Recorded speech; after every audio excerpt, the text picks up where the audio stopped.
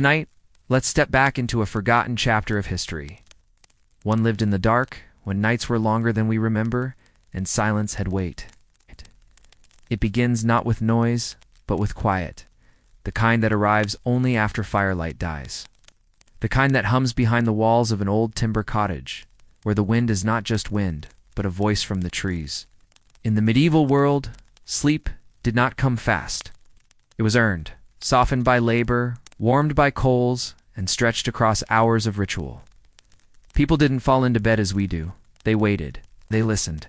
They folded the day away with care.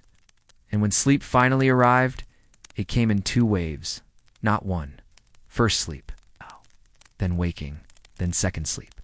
Deeper, more dream-soaked. But that's for later. Right now, the village is slowing. The bells have rung the last call of light. Somewhere down the road, a cart creaks under the weight of late hay, hooves press into wet earth. And inside a small wooden house, no larger than a single modern room, a woman ties her hair with a linen strip, and a boy stirs beside the hearth, too tired to undress. The fire is low. It always is by now. They've kept it going all day with turf and splinters, saving the thick logs for holy days. The room smells of peat smoke, sour milk, and wool. There are 3 beds, but 6 people. One child sleeps near the ashes, tucked in a basket filled with straw and 2 stones warmed earlier in the coals. Another curls beside his brother under a shared sheepskin, thin curtain, nothing more than a rough sackcloth, sways to mark the parent's bed, though it offers no warmth and little privacy. They share body heat and dreams, but not always rest. Outside, the wind shifts, carries the scent of dung, crushed time, and something older, the breath of the past. It presses against the walls, searching for cracks in the daub, whining gently under the thatch. Somewhere nearby, a dog growls low in its throat, sensing something it doesn't understand. But no one wakes, not yet. The night begins slowly here. There are no clocks, no screens, no glowing rectangles to burn the eyes. Only the rhythm of sun and moon, only instinct. And instinct says, now we rest. In the corner of the room, a wooden crucifix hangs slightly askew. Beneath it, a candle guttered hours ago, leaving behind the faint trace of tallow and burnt wick. It was their only light, lit with prayer, snuffed with care. They cannot afford waste, not wax, not fire, not even time. Now darkness settles like dust, thick, still, and whole. The first sleep begins as a surrender, not a fall. Limbs relax slowly, breaths stretch into the hush. No one speaks. They've spoken enough during the meal, murmured their thanks, shared their scraps of salted fish and barley stew. Now silence becomes a blanket of its own, and dreams begin to unfurl. Somewhere across the village, in a stone monastery cloaked in vines, a monk lights a single taper in the scriptorium, preparing for his midnight watch. He will not sleep yet. His prayers stretch across hours, his rest measured in slivers. But even he, in his cold robe and sandaled feet, feels the weight of the hour pressing gently into his bones. This is the time of turning inward, of remembering, of letting go. And elsewhere still, in a castle chamber high above, a noblewoman sits before her fire, loosening the laces of her gown. Her maid is gone, her children tucked behind thick oak doors. She removes her shoes carefully, as if not to wake the ghosts that live beneath the bed. The mattress is stuffed with feathers, the canopy heavy with embroidered vines, yet she knows, as all sleepers know, that comfort does not always bring rest. The wind touches her window too. Across the land, sleep is folding the world in half. One half still stirs, restless listening. The other begins to dream. Between them, a thin ribbon of breath, a single heartbeat stretched across wooden beams, stone walls, mossy floorboards, and the faint creak of settling thatch. Now, where are you watching from? What time is it there? Is your room dark? Are the walls still? Dim the lights? Let your breath slow. Let the weight of your day slide from your shoulders like a heavy cloak. Let your hands fall loose on your chest or at your side, the way villagers once rested after long days of threshing grain, spinning wool, hauling water from cold streams. Let your feet feel the imagined chill of stone floors, and then the imagined warmth of fire-warmed bricks beneath them. You're not in your bed anymore. You're somewhere older. Somewhere quieter. It's a kind of quiet that existed before ticking clocks, before schedules, before even the word midnight had a number. You are drifting now, not away, but backward. Not down, but inward, to a room lit only by the memory of flame. To a time when sleep had two acts, and the first began in the hush between tasks, between prayers, between heartbeats. In the stillness of this forgotten night, the world is finally still enough to breathe with you. Close your eyes, let the sound soften, and fall gently into the first sleep, where candles died and dreams began. The fire has long since faded to a faint red glow. Its heat no longer reaches the edges of the room, where the shadows deepen and the frost creeps in. But beneath the patched quilts and rough-spun wool, bodies are warm, not from the fire, but from each other. Shoulder to shoulder, thigh to thigh, breath tangled with breath. It is winter, the deepest part, when the nights are long enough to hold two dreams, and this the villagers know. The man stretches one leg beneath the blanket and lets out a slow sigh. His wife stirs slightly, but does not wake. He listens to the soft hiss of sleeping breath beside him, and for a while says nothing. There is no candle lit, no need. The moon offers its pale reflection through the oiled parchment window, touching the floor like a ghost's footstep. In another room across the village, a midwife tends to a woman in labor. She has not slept at all. But the midwife knows this rhythm too, the dividing of the night. She's caught dozens of children between first and second sleep. This hour is often when the world turns, when waters break, when cries are heard. She hums as she works, low and toneless, a melody not meant for music, but for comfort. The baby is not far now. Outside, the animals slumber on. The pigs rustle only when dreaming. The sheep breathe in unison, gathered near each other for warmth. Even the church mice, fat on stolen grain, are still. Time seems to fold inward, wrapped like cloth around a secret. Back in the cottage, the man rises. Not fully, just enough to adjust the stone at the hearth, checking that it still glows. He places a hand near the warmth and then retreats, pulling the covers back up over his chest. He does not speak. There is no one to hear and nothing to say. This hour is not for talking. It is for being, for resting in the space between effort and surrender. In the castle above the hills, a servant girl tiptoes through a corridor, barefoot on stone. Her mistress has called for mulled wine, stirred with clove and honey. The girl carries it carefully, wrapped in cloth to keep it warm. Her own bed is a pile of rushes behind the kitchen chimney. She will return to it later. For now, she pads softly through the dark, guided by memory, not light. She too knows this hour. It's a time when doors creak louder and floorboards seem to speak. When dreams fade, but do not vanish. When the world sits still, not asleep, not awake, just listening. And then, as gently as it came, the wakeful moment passes. The body, having stirred, settles again. Thoughts grow heavier. The man in the cottage shifts once more, curls toward the warmth of his wife, and closes his eyes.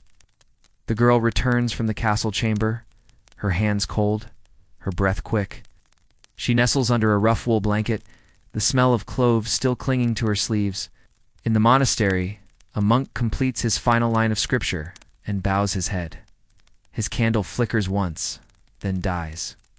He rises and returns to his cot, the stone floor biting his bare feet. He does not mind.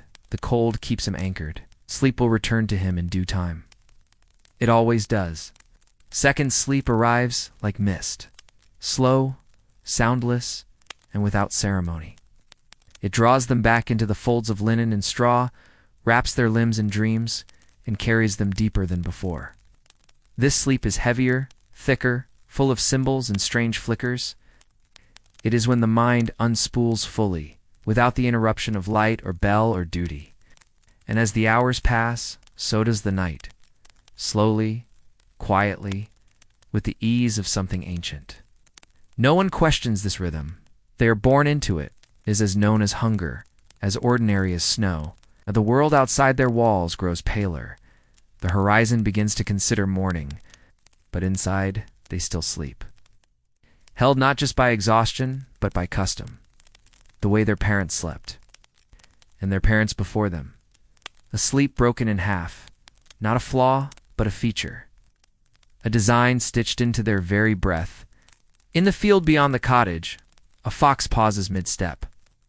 The ground is crusted with frost, and the sky has not yet decided what color it will wear today. But within the home's stone, timber, thatch, sleep holds, not just a single long fall into rest, but two gentle descents, divided by breath, rejoined by dream. The bed was not a bed, not in the way we know them now. It was a wooden frame, barely wider than the two bodies curled upon it, filled with sacks of straw and sheep's wool.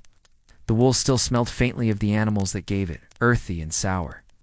And over it all, a thick blanket woven from coarse flax, heavy enough to press the dreams down into the skin.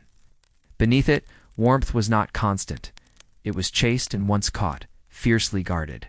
Two figures lay close. A woman, young but already worn by childbirth and churned butter, tucked her feet beneath the man beside her. He was older, his breath slower, his dreams steadier. They did not speak. Words belonged to waking. What passed between them now was older than speech. It was the language of warmth, shared and body known. Outside, the night deepened. The fire in the hearth was no longer flame, but memory, a glow hidden under its ash like a thought waiting to return. In the rafters, a bundle of herbs twisted in a loose knot: lavender, rosemary, and a sprig of mugwort. Not for cooking, not tonight. These were herbs for sleep, for safety, for dreams untroubled. The children lay in the corner, limbs tangled like roots, breaths rising and falling in mismatched rhythms. One kicked in sleep. Another muttered nonsense words, remnants of daylight thought, drifting like feathers through the cold. There was no privacy. The room was one room. The bed was one of two, and every wall knew every breath. Yet this intimacy was not shameful. It was life. Bodies pressed together, not for desire, but survival. In winter, a warm body was worth more than bread. The woman stirred, not fully awake. Her hand moved almost absent-mindedly to the man's chest. She didn't open her eyes. She didn't need to. Her fingers found the place just below his collarbone, where the skin was always warmer. She left her hand there, her palm cupping the heat like a blessing. Sometimes in the space between first and second sleep, they would talk. Not of serious things, not of field work or taxes or the child's cough that had lasted 3 nights. They would speak of small things, a dream remembered, a song half heard in the village square, the way the moonlight looked on the thatch outside, but not tonight. Tonight's silence held them closer than speech.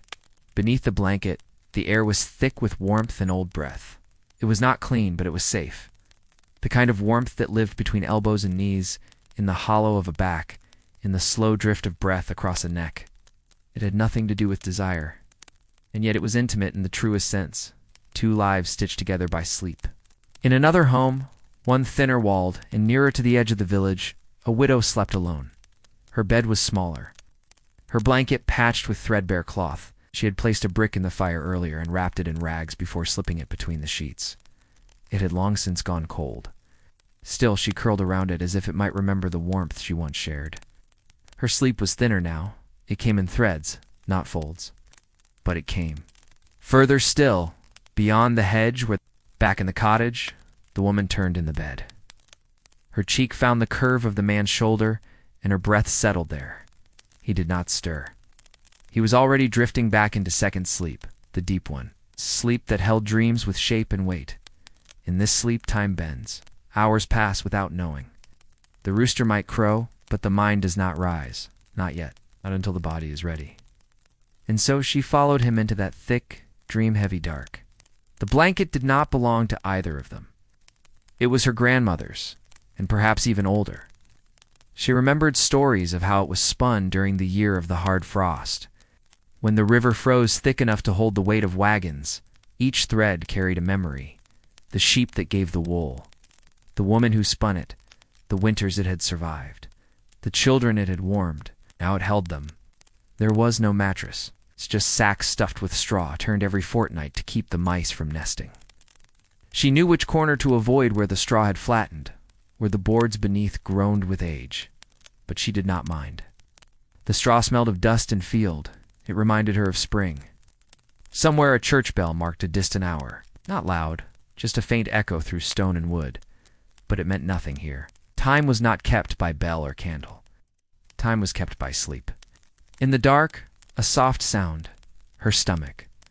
The bread had been thin today. Only one loaf for 6. But she didn't mind. Sleep, when deep enough, could quiet hunger.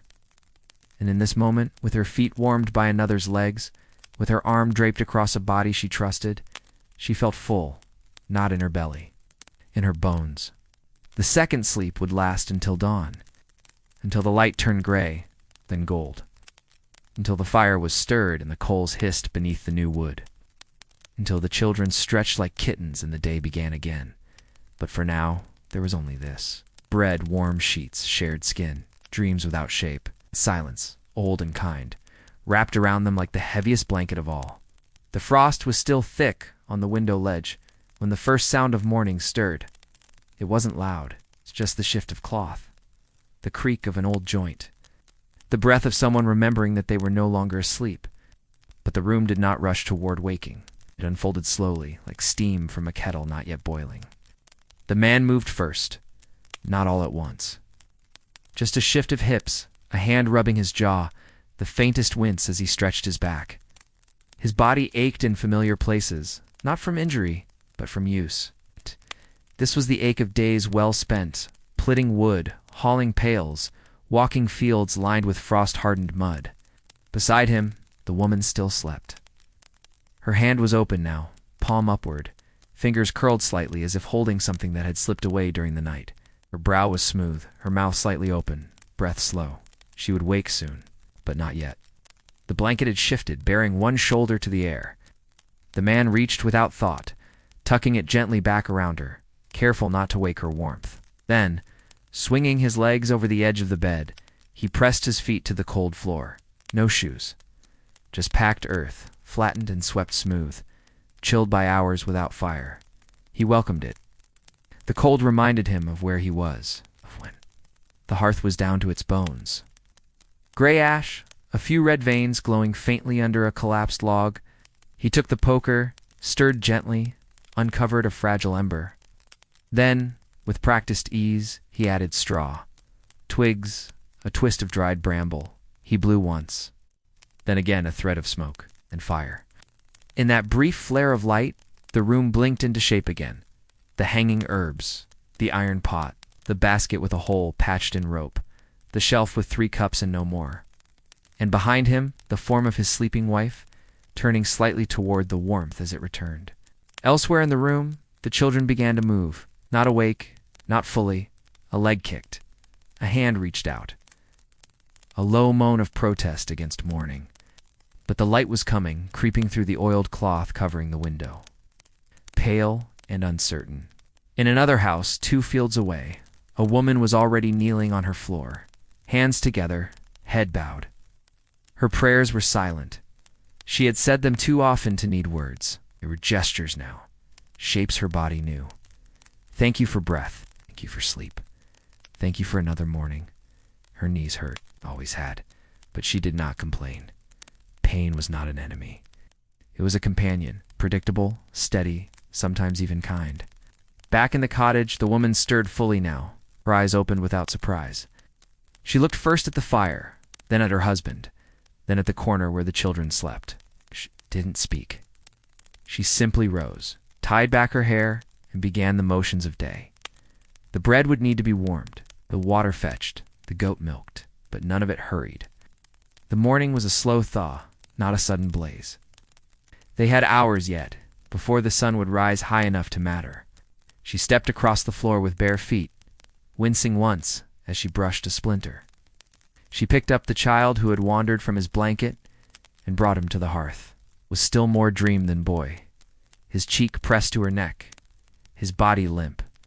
She held him with the same ease she held a pot or a bundle of herbs. This was muscle memory, not tenderness alone. But tenderness lived there too, quiet and unspoken. The man handed her a cloth. She used it to press the bread against the pan hung just over the fire's edge. The scent was faint but warm. It would be enough to wake the rest, not because of hunger, but because of familiarity. This was what morning smelled like, smoke, bread, ash, breath. Outside, the frost had begun to lift in corners. A drop of water clung to the edge of the eaves, catching light not yet visible in the sky. The trees stood still. The crows had not yet stirred. The room was not silent anymore, but it was still slow, still steeped in the afterglow of warmth and breath, and something older than either, a beginning that did not begin with sound, but with shared skin and bread-warm sheets. The sun had not yet climbed past the treetops, but the color of the morning had changed. Where it had once been a gray breath behind the window's cloth, now it glowed faintly golden, bright, not sharp. Just enough to stain the frost with light, enough to say the night was truly over, even if the cold clung a little longer. The man stood at the doorway, half-shadowed, tying the last knot on his boots.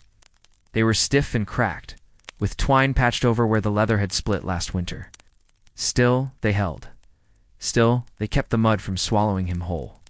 He tightened the wool shawl over his shoulders, pulled his cap low, and gave one glance back toward the room before stepping into the crisp air. The woman watched him leave, not with worry or sadness, but with the steadiness of repetition. He left each morning at this hour, to check the snares, to mend the hedge, to barter eggs or thread. It was a rhythm carved deeper than speech. She turned back to the fire and fed it with one of the better logs. It hissed and caught, and she held her palms over it for a moment, letting the warmth rise through her skin, into her wrists, up her arms like water moving upstream. Behind her, the children were fighting softly, not out of anger, but from waking. A tug over a scrap of cloth, a protest over a shared cup. She let it go on for a while. These were the first sounds of their day, half complaints, half ceremony. When one began to cry, she turned, plucked him gently from the others, and sat him near the fire with a slice of apple and a hush. In the corner of the room, by the shelf where dried beans hung in muslin sacks, lay the basin. She filled it from the clay jug and added a warmed stone from the fire. The water shivered. Steam rose. She rolled up her sleeves and began to wash. There was no rush. Each hand, each cloth, each movement was slow, the same as yesterday, the same as the day before that. Cleanliness was not about vanity, it was survival. Dirt in the wrong place, bread fever, fever bread burial. She knew this too well. Outside, the man crouched at the edge of the wood, checking the snare lines. One was empty, the wire slack and cold. Another had caught a rabbit, stiff and curled. He removed it quickly, murmuring something wordless beneath his breath. Not a prayer, not quite. Just a rhythm meant for animals in silence. He walked the edge of the trees, stepping carefully. His path had frozen during the night, but the sun's breath had begun to loosen it. The earth beneath was softening. The sound of it, faint and familiar, comforted him. Mud had its own kind of music. In the village center, a bell rang. Not loud, but firm. It wasn't a church bell. Just the iron triangle outside the baker's shed. The signal that the first loaves were done. The scent followed, trailing through the air like memory. Yeast, ash, and hot crust. It reached the cottages like a whisper. The woman paused in her washing and turned her head toward the window. Though she could not see the baker's place from here, she didn't need to. She knew the smell, knew its weight, knew what it meant. She reached for the wooden board and sliced the last piece of yesterday's bread, now firm as bark, to be soaked in broth later. Tomorrow, if the trade went well, there would be fresh bread, maybe cheese, maybe something sweet. If the merchant had traveled in from the river towns, the children dressed slowly, pulling rough tunics over thinner layers. Their hair stuck up in places, so their socks didn't match, but they laughed now. One ran a stick across the floor like a sword, another dragged a bit of cloth pretending it was a lamb. The morning had taken full hold of them, but beneath their noise, beneath the light and the smells and the fire and the crack of kindling, the quiet of the night still lingered. It lived in the way the woman folded the blanket, in the way she patted down the straw bedding, in the way her hand paused for half a second at the corner where she'd once laid her head, and in the warmth that still floated through the room, not from the fire, but from the bodies that had shared the night. She moved back to the hearth and stirred the pot. The broth inside bubbled gently. Carrot, barley, bone. The scent was soft and thin, but it would be enough. Hunger would meet it halfway. They were good at that. Outside, the man returned, his boots now rimmed with mud. He said nothing as he stepped inside, only held up the rabbit, and the woman nodded. She took it from his hands and set it on the table. She would skin it soon, salt it maybe, or stew it if the weather held. They sat for a while, both on stools pulled close to the fire. The children still played behind them, their voices rising and falling like birds in the rafters. Neither adult spoke. They didn't need to. Their silence was the kind that had roots. The fire snapped once. A spark leaped up and fell against the stone. The woman leaned forward and brushed crumbs from her skirt. The man reached down and rubbed the aching place just behind his knee. And somewhere, barely heard beneath the rising rhythm of the morning, was the echo of sleep. Still present, still warm, still folded into the seams of the day. The hours passed gently without clock or command. Time moved by feeling, by light, by the sound of distant tools striking wood or soil. The cottage remained the center of this quiet orbit, its warmth stretching as far as the doorframe, beyond which the world waited damp, wide, and unchanged. Inside, the hearth became the heart again. The pot simmered steadily, giving off small hisses like whispers between the stones. A bit of wild onion had been added, and the scent lifted into the beams above, clinging to the rafters, to the cloaks hung near the door, to the woman's sleeves. She worked without pause, though never with haste. Each movement was considered, peeling roots, rubbing linen against stone, twisting rope that had come loose near the cradle. There was no idle in her day, but stillness lived in her regardless. It sat in the bend of her spine, in the way she paused at the window, fingers wet from washing, eyes soft as they followed nothing in particular beyond the glass. The children quieted after a while. Inside, the woman lifted the lid of the pot. The broth was ready. She poured it into 4 wooden bowls, different in shape and depth, each worn from years of use. No spoons. Just torn bread, dipped and held until softened. Out. The children gathered without needing to be called. They sat cross-legged, knees touching, heads bowed not, in prayer, but in the kind of silence that hunger always carries with it. They ate slowly, quietly. Bits of onion clung to the crust. Steam curled against their lips. One child reached for more and received a gentle tap on the hand.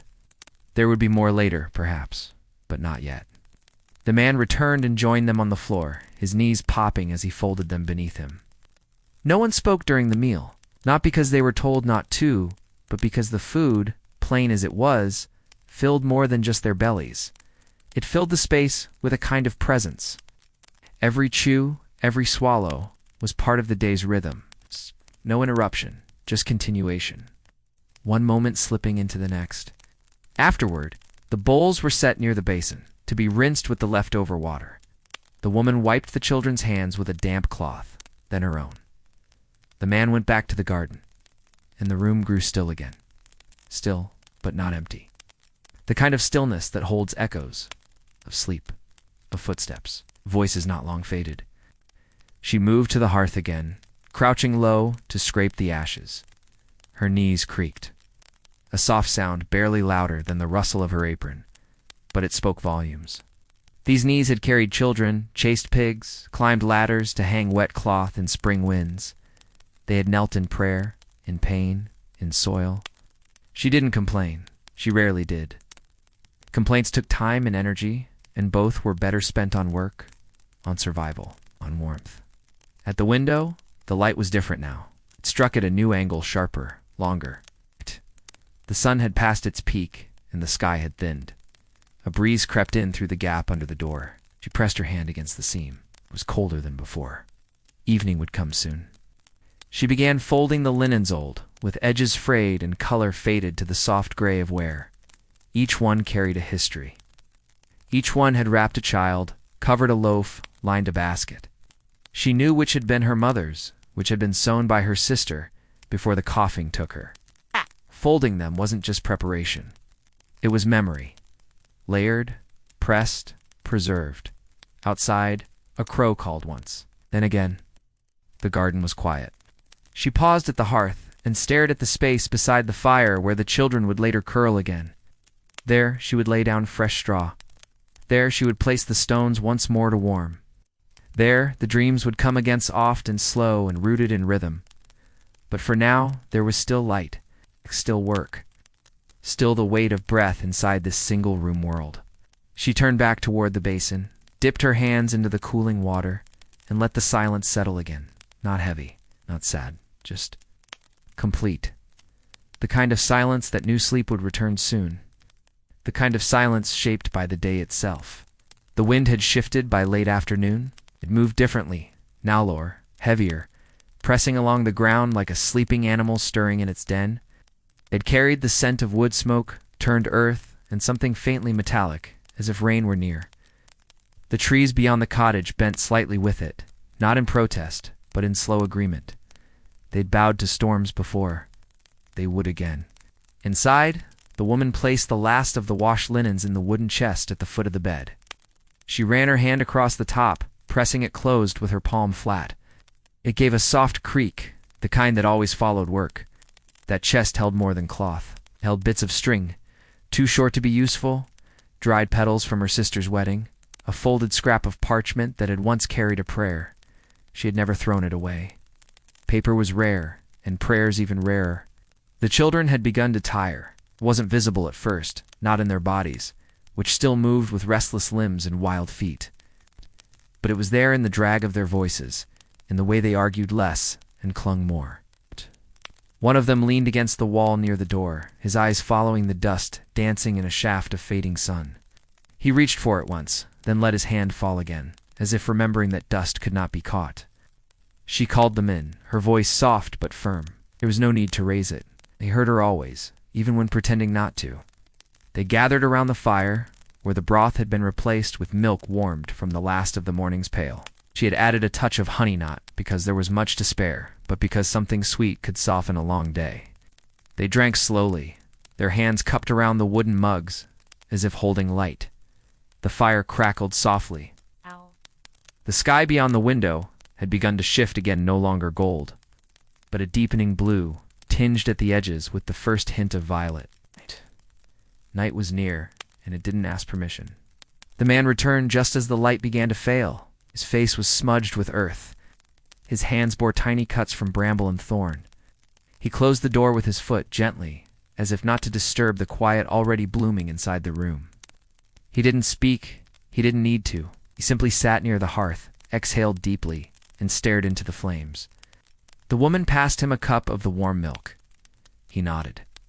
Their eyes met only briefly, but that was enough. They'd spoken thousands of times without words.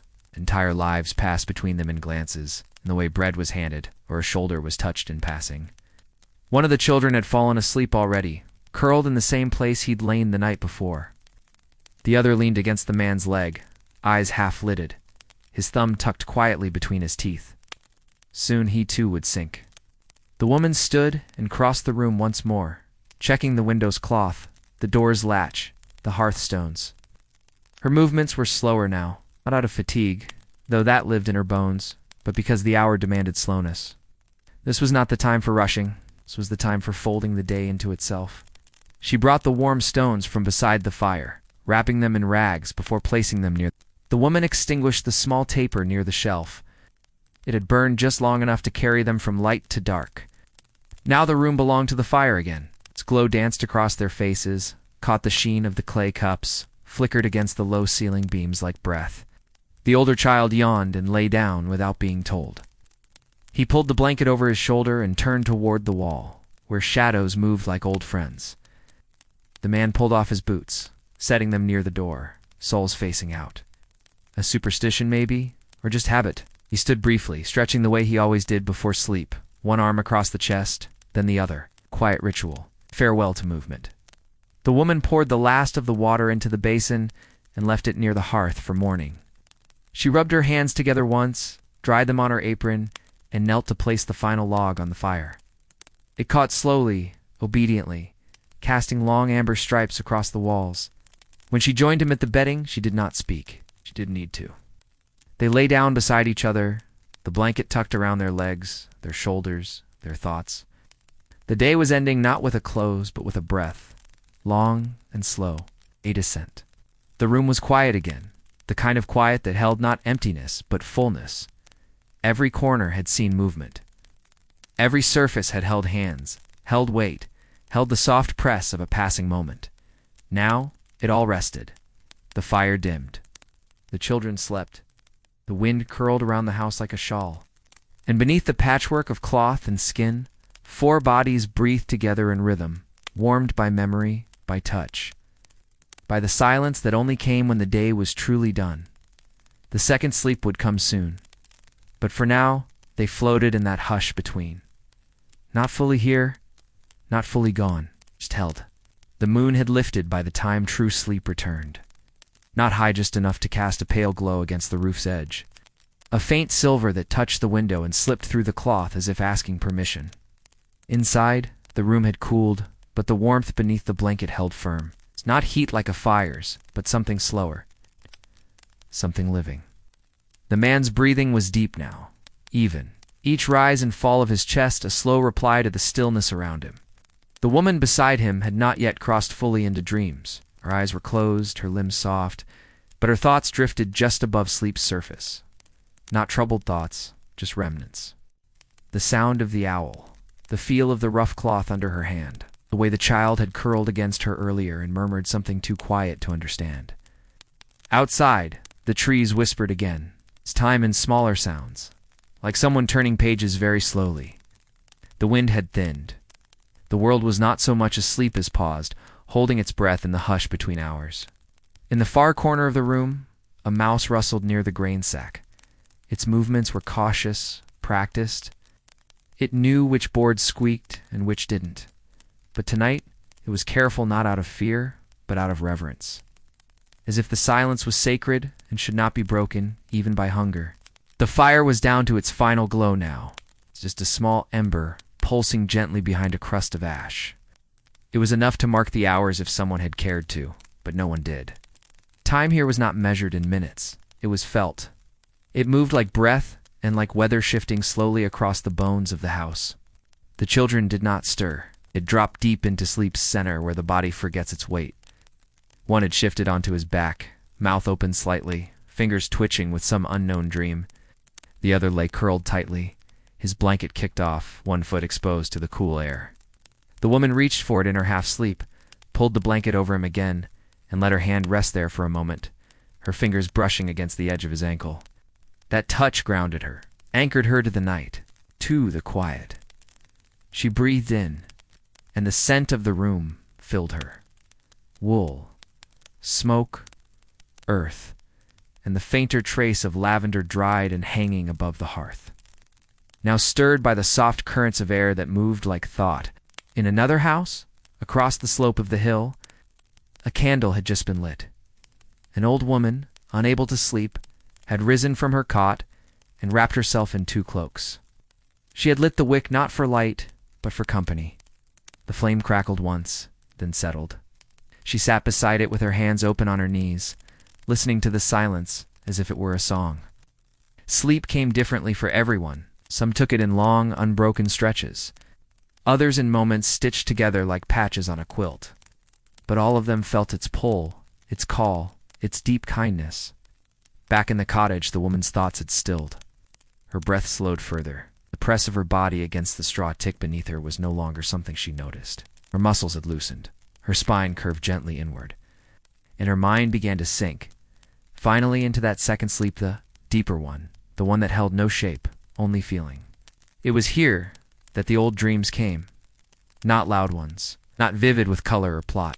Soft ones, blurred like candlelight behind frosted glass.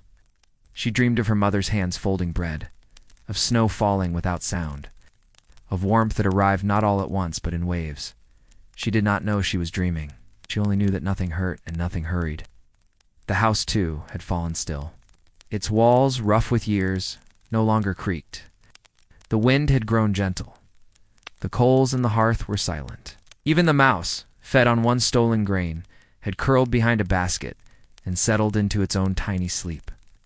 And so the night continued, quiet, deep, and whole. The second sleep carried them all together beneath a roof that held back the stars, beneath a sky that asked for nothing but stillness. No candle marked the hour. was only this: a house wrapped in silence, a bed pressed with memory, a blanket warm with breath, and sleep soft, shared, and absolute. The man stirred only slightly. One shoulder shifted beneath the blanket, his head angling toward the warmth beside him. His breath caught for a moment, then resumed slow and heavy. Dreamless now, or so it seemed. His body had surrendered fully to rest. No twitch of worry, no tightness in his jaw, only weight, only peace. Beside him, the woman still slept. Her hair had fallen loose in the night, spreading like ink across the cloth beneath her. A few strands clung to her cheek. She did not brush them away. She did not feel them. Her dreams had deepened into images without story shapes, touches, remembered warmth from a long-forgotten summer. The children lay motionless, except for the smallest, whose toes twitched once. Perhaps he dreamed of running, or of chasing geese across the green, or of nothing at all. Sleep in children came whole, like dusk falling over fields sudden, sure, and without resistance. The fire had died entirely, not even a flicker. Only the soft glow of a single coal beneath a veil of gray, and even that would be gone by morning. Yet the house remained warm. Not from flame, but from presence. From the press of bodies. From the heat carried in breath and skin, and the slow rhythm of dreaming. Outside, the moon had dropped behind the hills. Its light faded from the sky, replaced by a deep indigo quiet. No birds yet, no carts on the road, no sound but the steady creak of branches shifting in their sleep. Somewhere beyond the fields a dog barked once, then nothing. The world turned, and still they slept. Wrapped in the thick hush of second sleep, where the boundaries of time no longer held, where the aches of the day had been forgotten, where the cold stayed respectfully at the threshold. And in this stillness, everything softened. The roughness of the blanket became gentle. The straw beneath their backs seemed to cradle rather than poke. The wind, once sharp and prying, became a lullaby. Even the silence itself thickened, folding in on itself like wool soaked in dusk. A clock would not have known this hour, nor a bell. It belonged to nothing measurable. It was not late. It was not early. It simply was, and the house held it. Held them. The dreams deepened once more. The woman shifted slightly, pressing her face into the crook of the man's arm. One of the children sighed, a soft sound that rose and fell like smoke. And somewhere within the walls, the memory of 1,000 such nights rested quietly alongside them. The stones in the hearth cooled. The beams above ceased their settling. Even the mouse slept on undisturbed. And so, the house, with its worn boards and whispered corners, slept too. Breathing as they breathed, silent as they dreamed. Whole. The first sign of morning wasn't light. It was moisture, a dampness in the air, quiet but absolute, settling into the corners of the cottage like breath returning to a stilled chest. The mist had crept in low, wrapping around fence posts, softening the lines of trees and stones, turning every surface pale with dew. Outside, the world had become hushed again, but this was not the hush of night. This was the hush that comes before birth, before unfolding. Inside, the air was cooler than it had been. The last of the warmth from their breath had begun to drift upward, vanishing into the beams. But beneath the blanket, all remained close.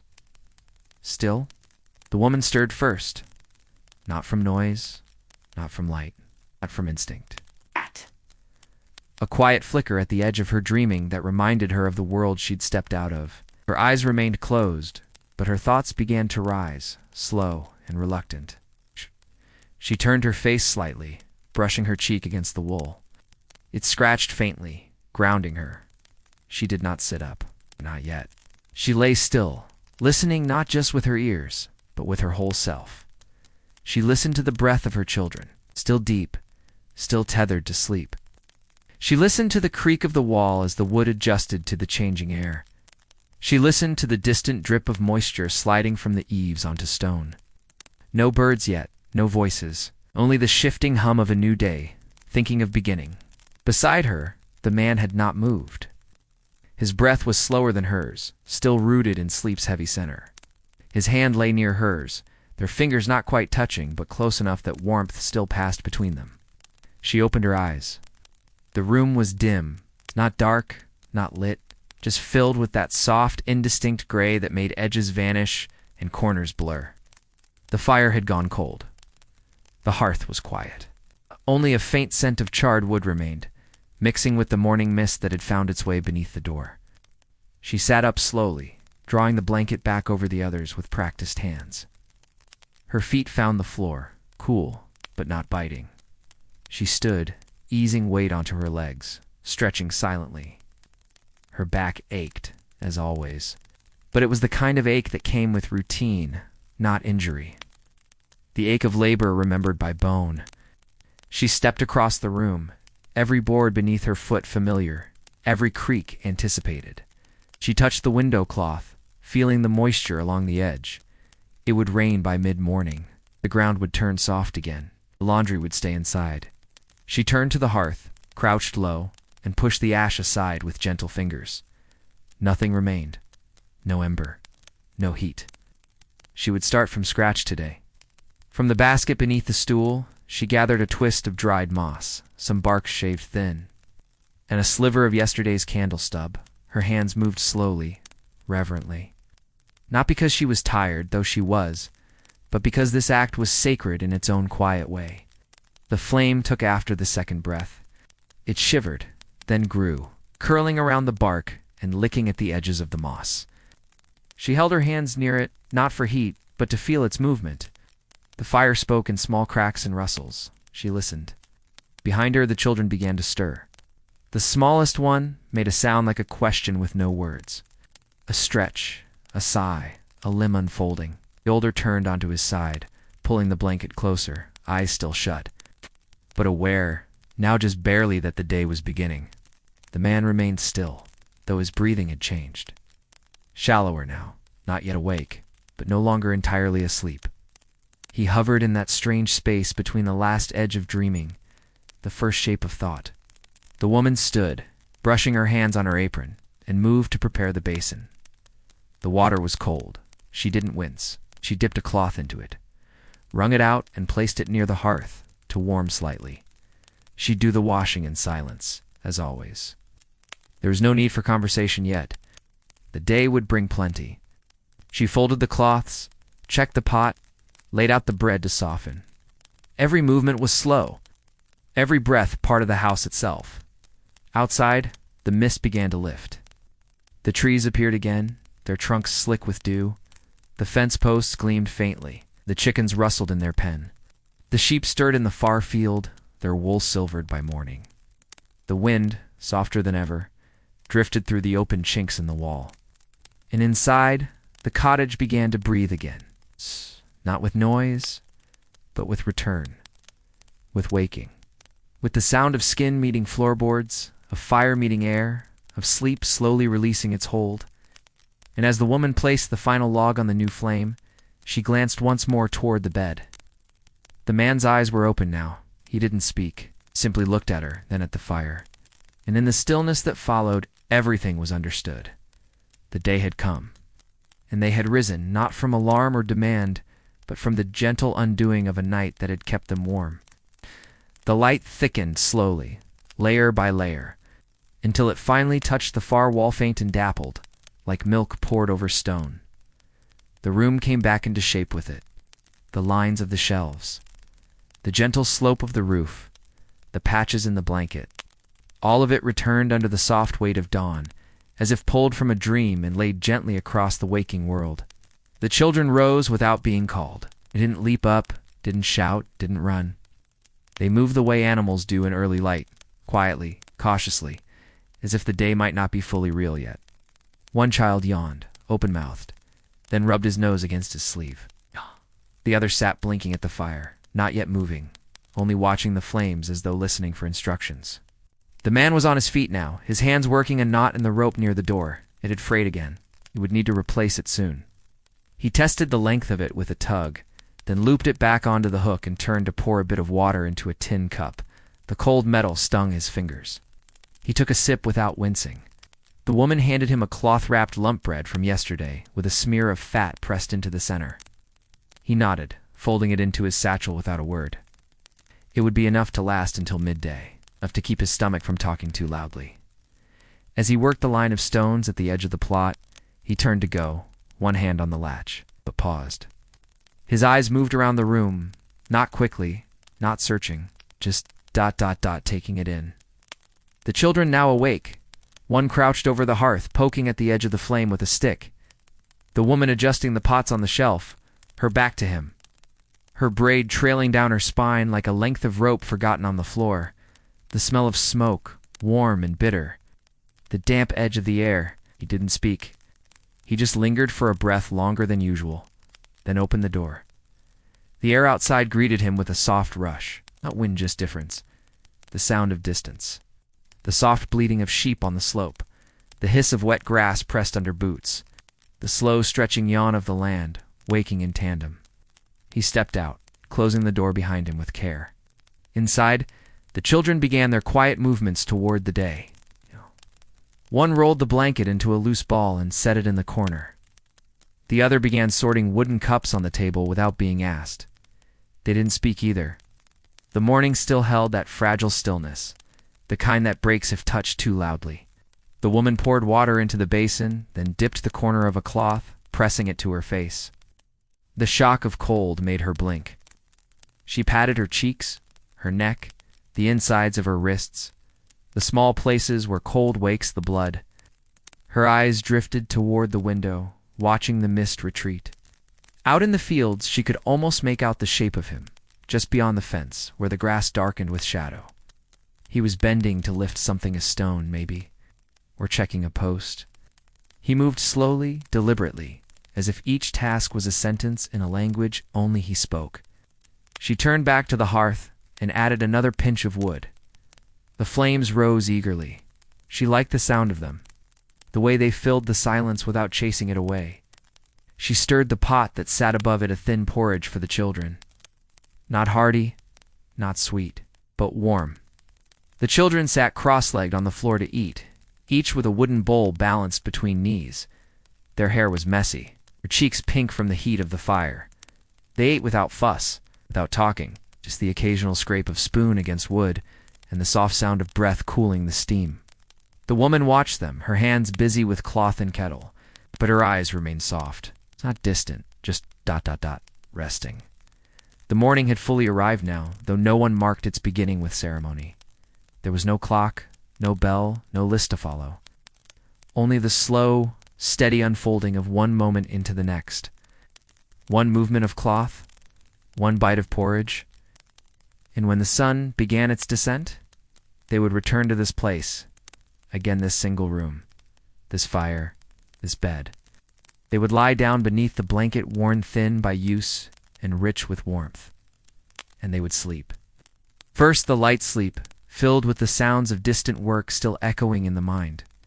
Then the pause, the hush, the space between, and then the second sleep, long and deep, stitched into the very bones of the house. A sleep old as the soil, a sleep shared, a sleep remembered. By midday the mist had lifted completely, replaced by a sky the color of damp linen, muted, pale, undecided. The light filtered down in soft layers, never harsh, never full. It made everything look older, as if the world were wrapped in parchment. The trees stood quiet in it. The stones in the field caught the light and held it like secrets. The man had moved farther from the cottage now, tracing the edge of the hedge line that marked their land. It was overgrown in places, bowed low with wet bramble. He stopped often to clear it, slicing with a short blade dulled by years of use. His breath was visible now and then, fogging briefly in front of him. He didn't mind the cold. It was honest. The birds had returned. Not many, not loud. Just a few, high in the ash trees, calling softly as they passed overhead. The earth beneath him squelched in places, still wet from the week's rain. His boots, though patched, held firm. He worked without hurry, his body moving with the kind of rhythm that can only come from repetition. Back at the cottage, the woman had hung the washed cloths on the inner line strung near the hearth. The air inside was heavy with steam and the scent of lye soap. She moved with sleeves rolled to her elbows, her forearms streaked with water. Every motion was slow, but Sharit's cloth wrung tightly, each pin pressed with care. She hummed under her breath, not a song, but a line of sound to keep her thoughts company. The children were outside now, playing near the goat pen. Their laughter didn't rise above the trees, but it folded neatly into the stillness, like wind pressing through tall grass. The youngest carried a stick and chased a trail in the dirt. The older one leaned on the fence post, watching the goats with narrowed eyes, trying to guess which might kick first. The woman stepped outside for a moment, rubbing her hands dry on her apron. She stood at the doorway watching them, her face unreadable, soft with the kind of love that comes without words. The wind lifted the ends of her braid. She didn't brush it back, she just stood. In the far distance, a cart rattled over stones. A voice called out to faint to catch the words. Then silence again. The kind that fills all the spaces once sound leaves. She went back inside and stirred the coals in the hearth. The stew had thickened. She added water from the jug, touched her fingers to a sprig of thyme hung from the beam, and dropped it in. The scent rose slowly, curling like breath along the underside of the ceiling. The walls of the house, darkened with soot in years, held the heat. The fire had never truly gone cold since the last frost. Even in sleep, they had kept it alive. That had always been her role keeper of the flame, bearer of warmth, guardian of the thin thread between night and day. The man returned just before the bell of evening knocked. A real bell, just the subtle shift in light that told the land it was time to fold inward again. His steps were heavier, his shoulders streaked with green from the hedge. He opened the door without knocking, as he always did, and leaned against the frame for a breath. She turned from the hearth and met his gaze, gave a small nod. She nodded back. He washed his hands at the basin, his fingers red from cold and thorn. She handed him a cloth, and he dried them silently. Ow. The children returned not long after, tracking mud across the threshold. Shh. She shushed them with a glance, and they settled into their corner by the fire, each pulling off their damp stockings with exaggerated sighs. Dinner was quiet, it usually was.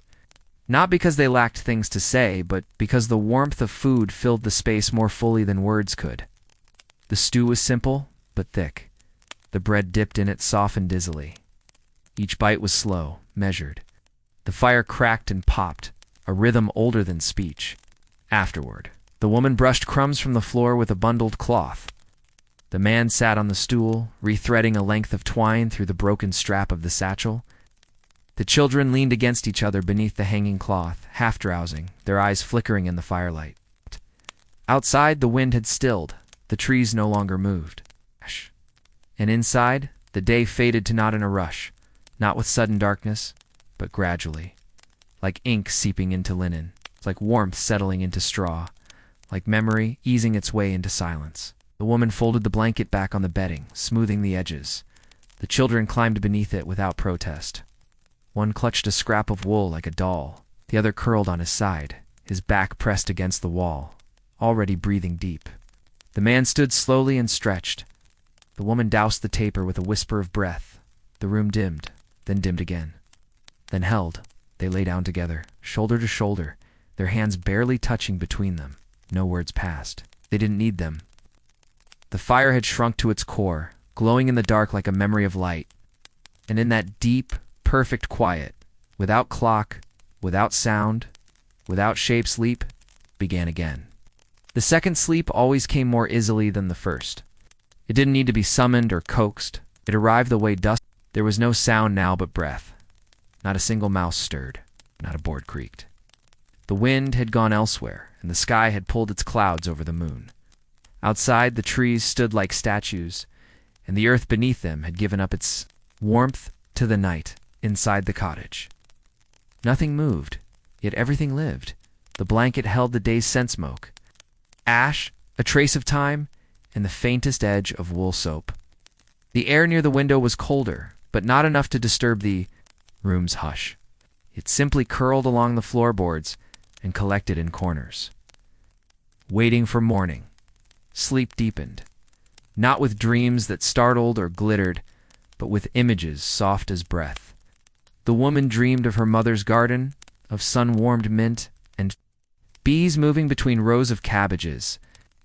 The man dreamed of river stones, polished smooth and cool beneath his hands, not places they had seen recently. but places that lived inside them still, and outside the dream. The house held them. The walls, patched with straw and daub, bore their weight, like an old song remembers a voice. The roof, stitched with thatch and time, kept the frost from falling. In the floor, uneven and worn, creaked no longer.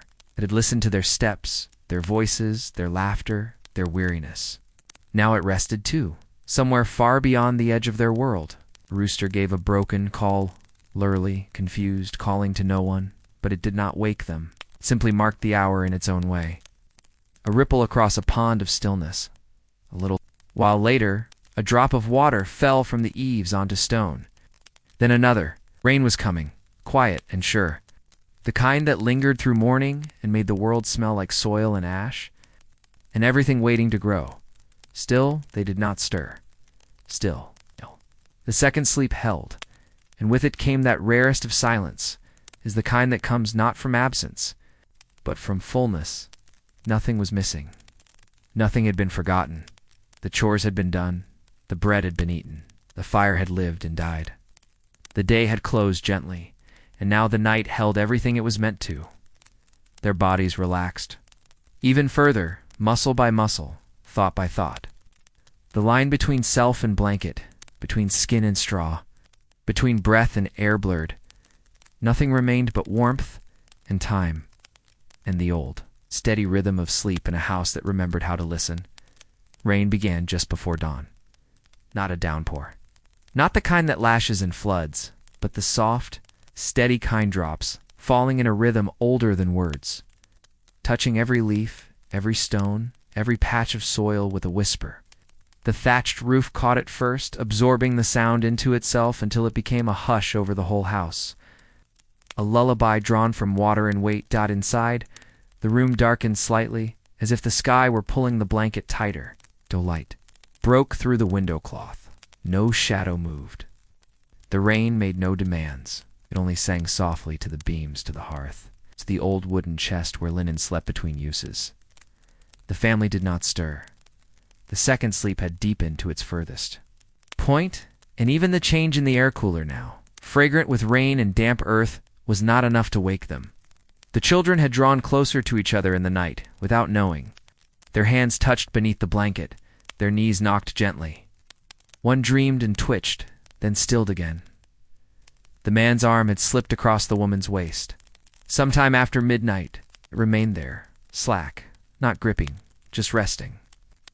She lay facing the hearth, her breath faint and even, lashes dark against her skin, cheek creased from the fabric beneath her.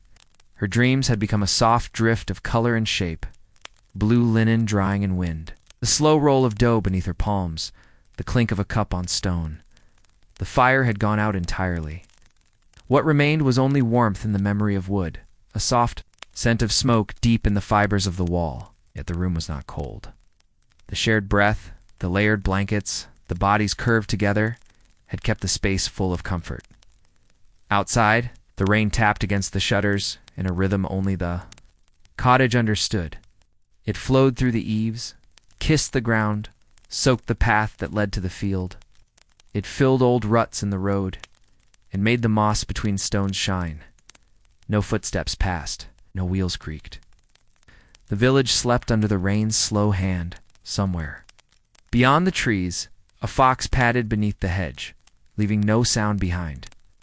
Farther still, in the barn near the edge of the hill, a hen stirred but did not rise. The world had chosen stillness, and everything inside it obeyed. The house, too, had settled. It breathed with them quiet, slow, at rest, not just a shelter, not just wood and stone and straw, but a body in its own way. Shaped by years of nights like this, by countless winters and whispered mornings, by the rhythm of work followed by sleep, by the small sacredness of warmth held in darkness, the woman shifted. Once, so slightly, the blanket barely moved. Her foot sought out the man's ankle, found it, and stayed. He made no sound, but his breath paused for a beat, then deepened again. Rain ran down the window cloth in slow streaks. The faint scent of the wet world outside began to drift in through the floorboard soil, wood the green musk of leaves, stirred to life. It mingled with the warmth of skin, with the old sense of fire and wool and bread that still lived in the corners of the room. There were no plans yet, no tasks announced, no bells to toll, only the steady drum of rain, only the soft weight of blankets, only the dreams that moved like mist behind closed eyes. And in that moment, between night and day, between dream and waking, the house was perfect in its stillness. Nothing pressed in, nothing pulled away. Sleep held on, long and slow and full. And the world waited, wet and watchful, the first breath that would mean the day had begun. The breath came eventually. Slow, deep, and slightly uneven, the kind of breath that shifts the whole body beneath the blanket. Not from urgency, but from a quiet readiness to return. The woman exhaled softly into the cloth, her fingers curling near her face, her eyes still shut. The sound of rain had entered her dreaming, blurred the boundaries between sleep and thought, till they were the same thing. She did not wake quickly. Her mind rose like smoke from a cooling hearth, thin at first, then whole, aware of the heaviness of her limbs, the coolness of the floor below her, the warmth of the man beside her. She breathed again. The rain whispered steadily against the roof, a rhythm as comforting as a lullaby remembered from childhood. The man stirred, his breath matching hers. One hand lifted, scratched idly at his jaw, then fell again. He did not speak. Neither did she. The room was still too full of sleep, and the hour had not yet made its shape clear. It could still be night. It could still be early morning. Time here had always moved differently. She opened her eyes. The fire was gone, just gray ash in a dark cradle, but the hearth still smelled warm. Cloth over the window was wet at its edges. Rain touched it in delicate taps, like fingers on the lid of a chest not yet meant to be opened. She turned onto her back, the blanket tugging slightly as she shifted. Her shoulder brushed his, and their breath mingled in the space between. Children were still asleep. She could hear them before she saw them, soft breaths, the occasional rustle of cloth. One mumbled something without words, lost in a world that would vanish by breakfast.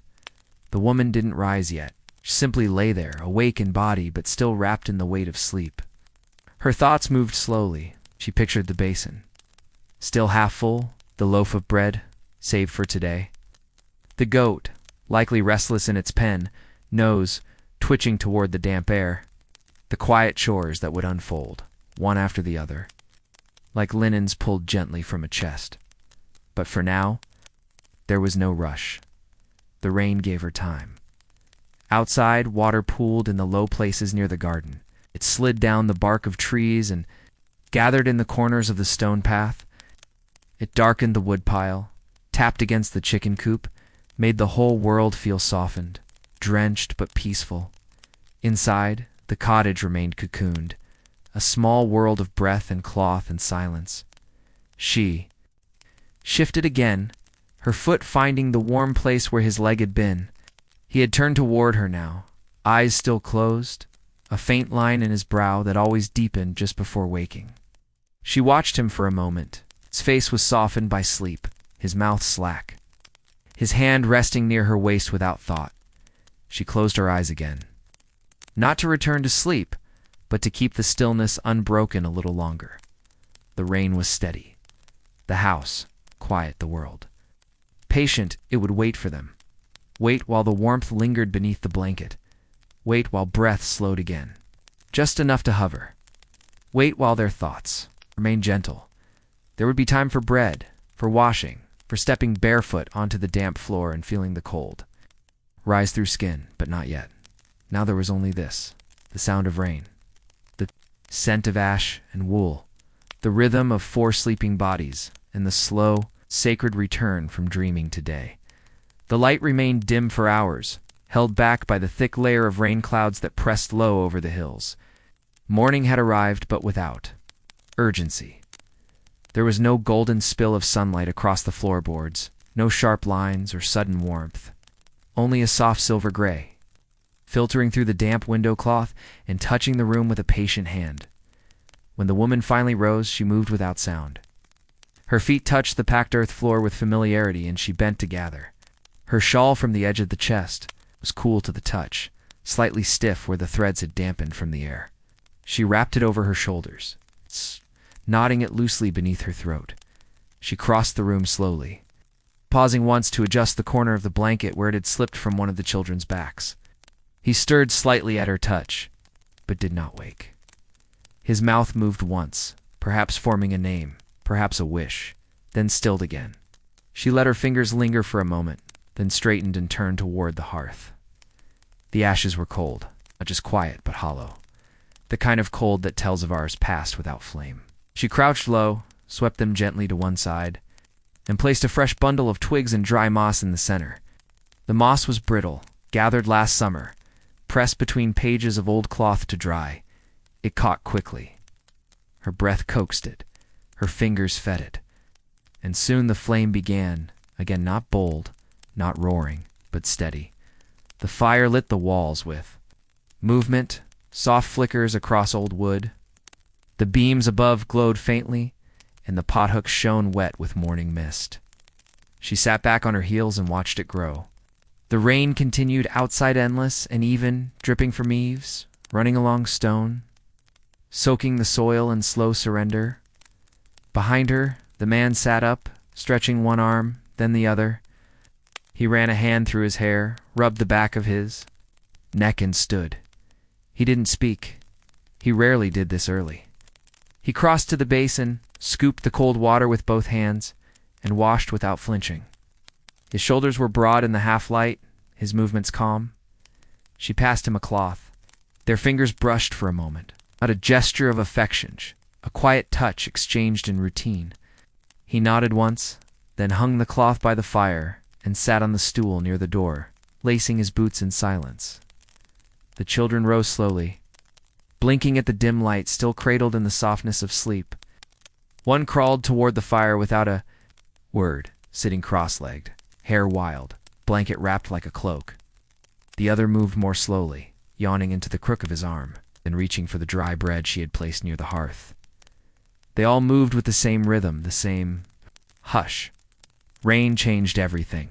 It softened the start of the day, blurred the edges of time. No need to rush into cold fields or chase chickens from their roost. The goats would wait. The woodpile was soaked. Even the world outside the window seemed. In no hurry, the woman ladled porridge into wooden bowls thin, with a few dried berries from last autumn dropped in for color. The children ate quietly, one holding the bowl close to his chest, letting the steam rise and warm his face. The man took his portion without a word, dipping crusts of bread into the bowl, chewing slowly. When they finished, there were no plates. Too clear, just bowls wiped clean with the last of the bread, set neatly near the basin. The woman rinsed them with cold water and set them to dry. Her hands moved steadily, her sleeves damp, hair pulled back and pinned with a single piece of bone. Outside, the rain thickened for a while. It struck the roof with greater purpose. Slid in heavy sheets down the sides of the house, splashed into the ruts by the door. A gutter overflowed. Water collected in a tin pail with a rhythmic ping, soft and hollow. The sound echoed faintly inside the room, like a clock with no numbers. The man stood and pulled his cloak from the peg. It was stiff with old wear and patched at the shoulders. He placed it over his shoulders, fastened the leather loop at the throat, and stepped to the door. She met him there with a small satchel of bread and herbs, wrapped in cloth and tied with string. Their eyes met for a moment, tired, but sure. He leaned forward slightly, resting his forehead against hers for just a breath. Then he opened the door and stepped out into the rain. It swallowed him at once, cloaking his figure in mist. Muffling the sound of his boots against the path, she watched him disappear without worry. He would return when the sky changed again. She turned back toward the children, now curled again near the fire, their heads leaning against each other, their eyes half closed. The day was not yet old, but it already carried the weight of stillness. No errands, no visitors, no heat to chase. Only the hush of rain, only the soft crackle of fire, only the rhythm of breath and silence. In the gentle work of waiting, the cottage held it all. Every sound, every warmth, every moment. folded into another, wrapped in rain by midday. The rain had softened to a steady hush, no longer falling in bursts, but in a slow, even rhythm, as if the sky were breathing gently over the land. The cottage walls, darkened with damp at the base, held the sound close. Every drop against the roof was absorbed and echoed, turning the inside of the house into something quieter than silence. Not empty, just filled with softness. The woman moved through the space with a patience that seemed older than she was. She lifted the damp cloths from the line near the hearth and folded them one by one, stacking them in the chest beneath the sleeping bench. Each fold was precise, each motion unhurried. The children had finally stirred from their place near the fire and now sat with their backs to the wall, hands busy with scraps of string and wood. Their voices rose now and then, but only in quiet games made of imagination and nothing else. The fire burned low, but steady. She didn't stoke it. Let it fade, she thought. Let the warmth last in the stones and floor, not in the flame itself. The rain would keep them in. There was no field to walk today, no market, no sun to dry. Clothes or herbs. The world had decided to rest, and she had decided to agree with it. At the window, the light was silver and dull. It made the glass cloth glow faintly from behind, but it gave no shape to the outside, just a blurred sense of trees. The kind of light that makes all things still. She brought out the sewing next. Small pile of mending tucked into a basket near the foot of the bed. Wool socks with heels worn through. A tunic with an opening torn under the sleeve. A strip of linen that had frayed at the edge. She set them on her lap and began to stitch, fingers working in rhythm with the rain. In and out. In and out. Her head bowed slightly, her eyes calm. The house was warm enough that she could work without the shawl. It hung now on the peg near the door, still damp at the hem from her brief step outside to empty the water pail. She'd watched the rain then, just for a moment, not thinking, not weighing, just watching. The way it slid down the wood, the way it pooled between stones, the way the chickens huddled in the corner of their coop, feathers fluffed and eyes half closed, waiting it out. The sound of a cart came sometime later. Far off, a wheel creaking through mud, voice low and muffled. It didn't come closer. Just passed along the outer road, swallowed again by the trees. She didn't rise. There would be no visitors today, not in this weather, not unless they'd lost their way. The children had quieted again, one nodding off, head resting against a rolled blanket. The other stared into the coals, eyes flicking as if watching something that wasn't there. She remembered doing that as a girl. Watching fire, as if it could answer questions. Her stitches continued, one after the other. The cloth warm in her hands, familiar. The edges of each hole softened by time. There was comfort in this work. It wasn't just about mending fabric. It was about holding something close until it was whole again. A drop of rain struck the metal bucket outside. Sharper than before, the wind was shifting slightly, curling now toward the north, stirring the trees into a low rustle. She turned her head to listen, not worried, just aware. The kind of listening people do when they live close to the land. A language of breeze and wet leaves and the rhythm of far-off birds. The man would be at the wood line by now. He knew the shelter near the old oak, where the moss grew thickest on the stones. He would sit there when the rain came strong, his hood pulled low, his hands curled over his knees. He would not rush, would wait until the sky gave its permission again. She set the sewing aside and stood. The fire needed feeding, not with wood, just a few strips of bark, something to remind it, not to die. She crouched, placed the pieces gently and watched them catch. The orange glow returned, faint but alive, licking at the edges of the blackened log.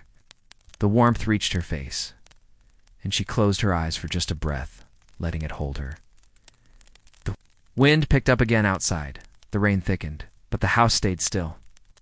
And inside, its worn, weathered walls, the day continued soft and slow and full of small, good things, warm cloth, sleeping children, stitching passed from hand to hand, and the low, steady voice of the rain, speaking only in quiet the afternoon, settled like wool, thick, still, gentle at the edges. The rain never stopped, but its rhythm softened against turning from a steady fall into something finer, more delicate. Like a curtain of threads falling from the sky, too soft to disturb, too constant to ignore. It hung over the village, blurring rooftops and fields, muffling every sound until the world became one long hush. Inside, the cottage exhaled. The woman had returned to her sewing, the light now dim enough that she pulled the stool closer to the hearth. Letting the fire's glow catch the stitches as they slipped through the cloth, her fingers worked slowly. Not because she was tired, but because there was no need to hurry. Rain slowed everything, even time. The children had fallen asleep again. Not out of exhaustion, but comfort. They'd curled into the blanket, still warm from morning, backs to each other, legs tangled. One held a carved bit of wood against his chest, thumb pressed gently to the curve of its edge. The other slept with his mouth slightly open, hand tucked beneath his cheek. Their dreams were quiet now. Nothing stirred in their sleep. No murmurs. No twitches. Just soft, steady breathing. The house had grown darker, though no one had lit a candle. The fire's light was enough for now, painting the walls in low flickers, catching on the seams of the old trunk, glinting off the rim of a tin cup. It shimmered, faintly along the floor, where a puddle had gathered beneath the window, the rain seeping through, not in haste, but in patience. Slow drip over ours. She would mop it later, or perhaps tomorrow. The puddle didn't grow quickly, and for now, it made no trouble. She paused her stitching and sat back, resting her hands in her lap, looking around the room as though seeing it from somewhere else. The uneven stone of the hearth, the shelf with 4 cups, one chipped at the lip, the basket of kindling tucked beneath a stool, a wooden spoon hanging from a peg, worn smooth from years of soup and stew and quiet mornings. Everything had a place. Not because it was planned, but because it had always been that way. She stood after a while, her knees stiff, the shawl slipping slightly from her shoulder. She tugged it back into place and crossed to the door, opening it with care, just wide, enough to look. The rain met her like a memory, cold, soft, full of scent. The scent of wet earth, moss, soaked bark, the scent of wood smoke from someone's chimney far away. She could see the path, blurred and glistening. Water pooled in its grooves. No one had passed since morning. The fields beyond were veiled in gray dot. The trees bowed. Even the chickens in the coop had tucked themselves beneath the wooden overhang. Feathers fluffed, beaks tucked beneath wings. Still, safe, waiting. She stayed there for a while, just breathing. No thoughts, no plans, just breath and rain. Behind her, one of the children stirred, blinking slowly in the firelight. He sat up, hair tousled, rubbing his eye with the heel of his hand. He didn't speak, just looked around the room, as if confirming it still existed the way he'd left it. She turned and smiled softly, and closed the door with a click. He shuffled toward the hearth and sat down cross-legged, stretching, yawning. His belly grumbled faintly, and he placed a hand on it as if surprised by the sound. She poured the last of the broth from the pot into a small bowl and handed it to him. It's warm, thin, but enough. He accepted it with both hands and leaned close to. The flame, the light reflecting in his eyes. The woman returned to the sewing basket, but didn't sit. She stood with the cloth draped over one arm, staring into the fire beside him. Neither spoke. The silence between them was full of everything they already knew. Rain still fell. Fire still burned. The world had stopped its spinning. Just for this moment, and within the cottage dry, dim, and flickering with warmth, the hours continued, wrapped in stillness, held by the soft weight of the sky. By the time dusk arrived, it had crept in so slowly, the room never noticed there. Was no sudden shift, no gasp of color across the sky, just the deepening of the gray. The quiet folding of the light, and the steady hush of rain continuing its song on the roof. The world outside the window melted into a single tone, soft, dim, endless. The trees had vanished behind a veil of water, and the path had turned to shadow. Inside, The cottage breathed gently. The fire had been built up again not to blaze, but to glow. Its light flickered golden across the walls, warming the wood, painting everything it touched in amber and shadow.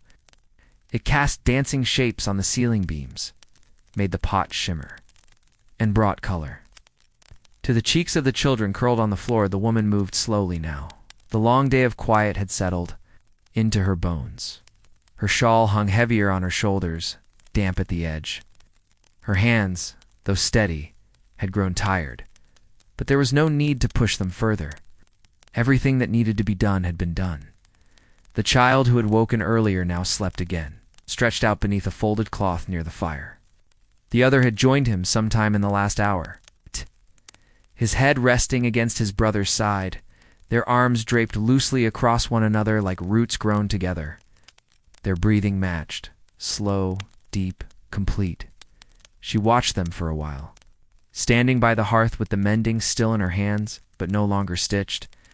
She watched the rise and fall of their chests, the way their hair curled behind their ears, the soft line of one foot pressed against the other's knee.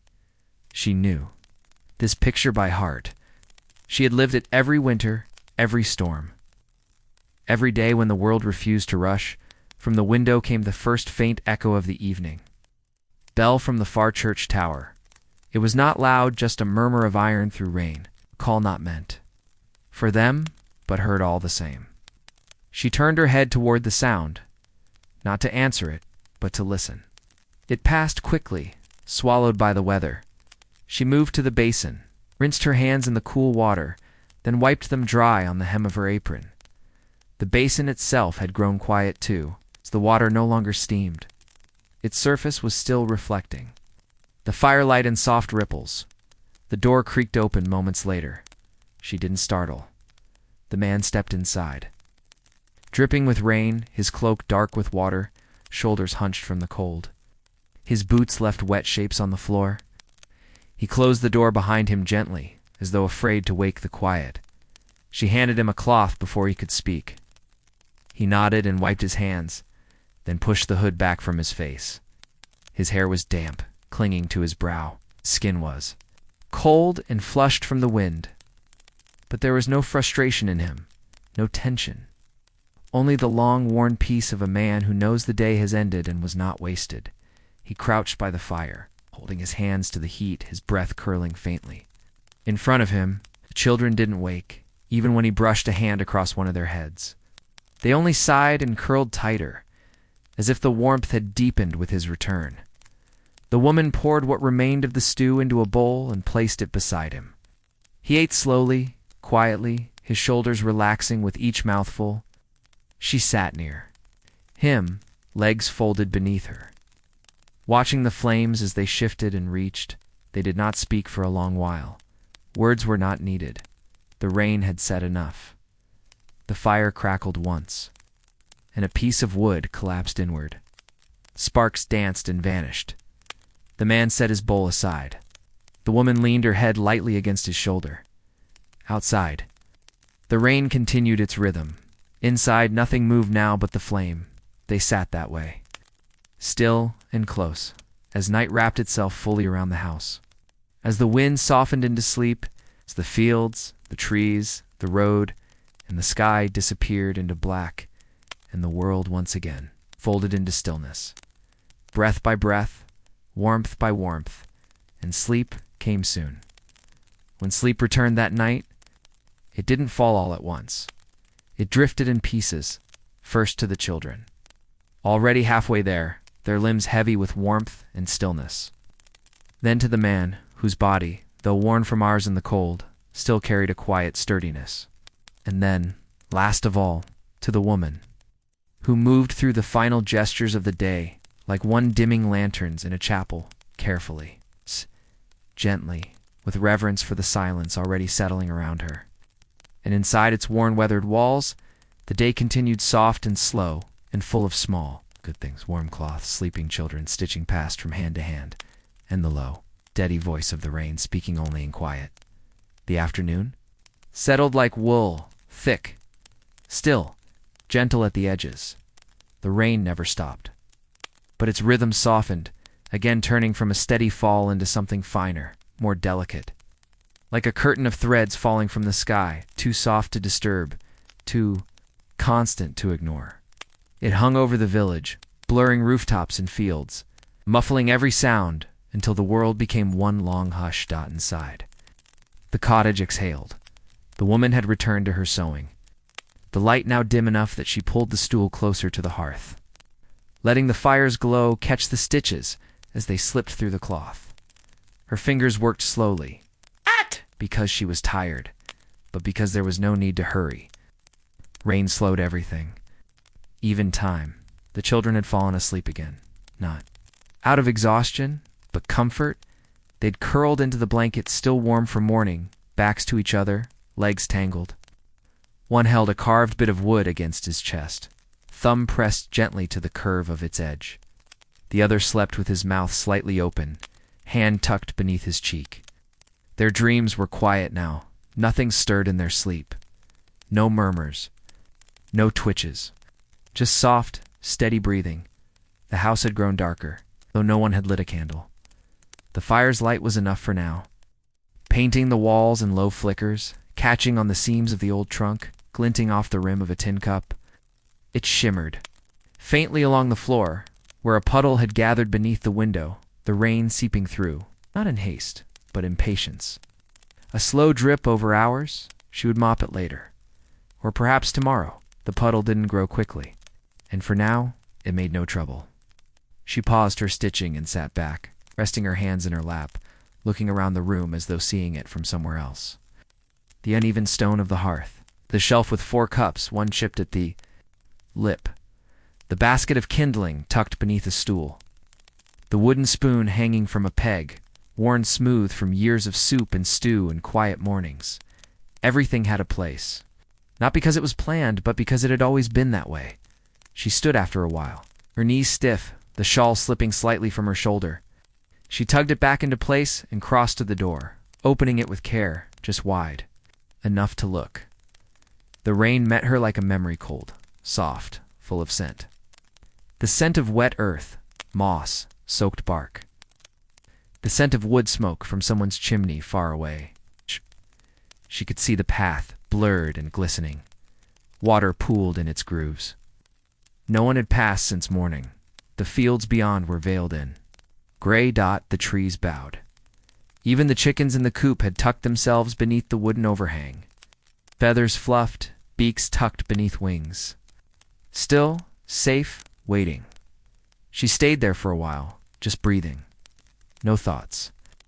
No plans. Just breath and rain. Behind her, one of the children stirred, blinking slowly in the firelight. He sat up, hair tousled, rubbing his eye with the heel of his hand. He didn't speak, just looked around the room, as if confirming it still existed the way he'd left it. She turned and smiled softly, then closed the door with a click. He shuffled toward the hearth and sat down, cross-legged, stretching, yawning. His belly grumbled faintly, and he placed a hand on it as if surprised by the sound. She poured the last of the broth from the pot into a small bowl and handed it to him. Warm, thin, but enough. He accepted it with both hands and leaned close too. The flame, the light, reflecting in his eyes. The woman returned to the sewing basket, but didn't sit. She stood with the cloth draped over one arm, staring into the fire beside him. Neither spoke. The silence between them was full of everything they already knew. Rain still fell. Fire still burned. The world had stopped its spinning. Just for this moment, and within the cottage dry, dim, and flickering with warmth, the hours continued, wrapped in stillness, held by the soft weight of the sky, by the time dusk arrived. It had crept in so slowly the room never noticed. There. It was no sudden shift, no gasp of color across the sky, just the deepening of the gray. The quiet folding of the light, and the steady hush of rain continuing its song on the roof. The world outside the window melted into a single tone, soft, dim, endless. The trees had vanished behind a veil of water. The path had turned to shadow. Inside, the cottage breathed gently.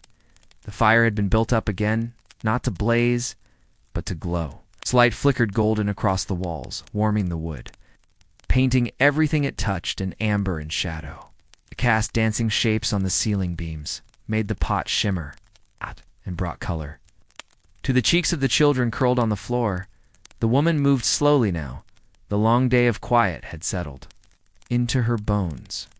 Her shawl hung heavier on her shoulders, damp at the edge. Her hands, though steady, had grown tired. Whoa, but there was no need to push them further. Everything that needed to be done had been done. The child who had woken earlier now slept again, stretched out beneath a folded cloth near the fire. The other had joined him sometime in the last hour, his head resting against his brother's side, their arms draped loosely across one another like roots grown together. Their breathing matched, slow, deep, complete. She watched them for a while. Standing by the hearth with the mending still in her hands but no longer stitched, she watched the rise and fall of their chests, the way their hair curled behind their ears, the soft line of one foot pressed against the other's knee. She knew this picture by heart. She had lived it every winter, every storm, every day when the world refused to rush. From the window came the first faint echo of the evening. Bell from the far church tower. It was not loud, just a murmur of iron through rain. Call not meant for them, but heard all the same. She turned her head toward the sound, not to answer it, but to listen. It passed quickly, swallowed by the weather. She moved to the basin, rinsed her hands in the cool water, then wiped them dry on the hem of her apron. The basin itself had grown quiet too. The water no longer steamed. Its surface was still reflecting the firelight and soft ripples. The door creaked open moments later. She didn't startle. The man stepped inside, dripping with rain, his cloak dark with water, shoulders hunched from the cold. His boots left wet shapes on the floor. He closed the door behind him gently, as though afraid to wake the quiet. She handed him a cloth before he could speak. He nodded and wiped his hands, then pushed the hood back from his face. His hair was damp, clinging to his brow. His skin was cold and flushed from the wind, but there was no frustration in him, no tension. Only the long, worn peace of a man who knows the day has ended and was not wasted. He crouched by the fire, holding his hands to the heat, his breath curling faintly. In front of him, the children didn't wake, even when he brushed a hand across one of their heads. They only sighed and curled tighter, as if the warmth had deepened with his return. The woman poured what remained of the stew into a bowl and placed it beside him. He ate slowly, quietly, his shoulders relaxing with each mouthful. She sat near him, legs folded beneath her, watching the flames as they shifted and reached. They did not speak for a long while. Words were not needed. The rain had said enough. The fire crackled once, and a piece of wood collapsed inward. Sparks danced and vanished. The man set his bowl aside. The woman leaned her head lightly against his shoulder. Outside, the rain continued its rhythm. Inside, nothing moved now but the flame. They sat that way, still and close, as night wrapped itself fully around the house. As the wind softened into sleep, as the fields, the trees, the road, and the sky disappeared into black, and the world once again folded into stillness, breath by breath, warmth by warmth, and sleep came soon. When sleep returned that night, it didn't fall all at once. It drifted in pieces first to the children. Already halfway there, their limbs heavy with warmth and stillness. Then to the man, whose body, though worn from ours in the cold, still carried a quiet sturdiness. And then, last of all, to the woman, moved through the final gestures of the day like one dimming lanterns in a chapel, carefully, gently. With reverence for the silence already settling around her, she stood once more by the hearth, her eyes following the small red heart of the fire, watching how it pulsed between the crumbled logs. The rain had dulled again outside, not stopping, but softening into a background hush. Not wind, now, just water, endless and kind. The man had stretched out on the bedding, one arm already curved beneath his head, eyes closed, but not yet dreaming. The children lay at his side, curled beneath the thick blanket, their bodies pressed into its folds like the seeds of something. warm and growing. The youngest mumbled once in sleep, a sound without meaning, and was hushed by the weight of the room. The woman crossed slowly to join them, lowering herself beside the man with a long breath. The firelight kissed her cheek as she moved beneath the blanket, her body finding the hollow it knew well. She did not speak.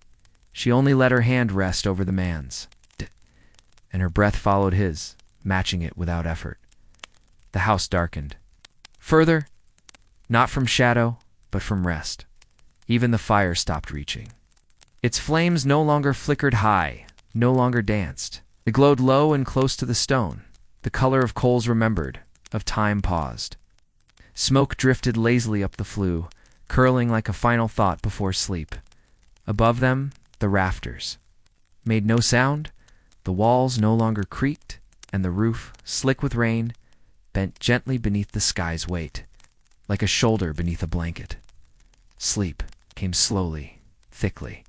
It moved like wool soaked in water, the kind of sleep that didn't ask questions, the kind that forgot time, the kind that folded itself into breath and skin. Into the quiet curve of a child's leg against a parent's ribs, into the warmth of 3 bodies in a blanket, passed down through years of nights just like this one, and outside. The world remained blurred, fields hidden, trees softened, paths erased. There was no place but here, no hour but now, no light but the memory of fire. And in that memory, for sleepers drifted deeper, carried on the soft spine of second sleepwear, dreams were slow, and the rain never ended, and everything that mattered was already close, already known, already warm. The night deepened without notice. There was no clock to mark its passing, no chime to signal the hour. Only the quiet breath of 4 sleepers curled together beneath layers of cloth, as the fire collapsed into ash and the rain stitched steady lines across the roof. It was a sleep without edge, not the kind one falls into or climbs out of, not the kind that surrounds. It pooled in the corners of the room, seeped into the floorboards, softened the very shape of the air. Time, if it passed at all, passed like water through wool's low soaked, without beginning or end. In the stillness, even the shadows rested. The woman did not stir. Her hand remained where it had fallen, resting lightly over the man's. Both hands turned palm up between them, open, slack, at peace. Her face had smoothed.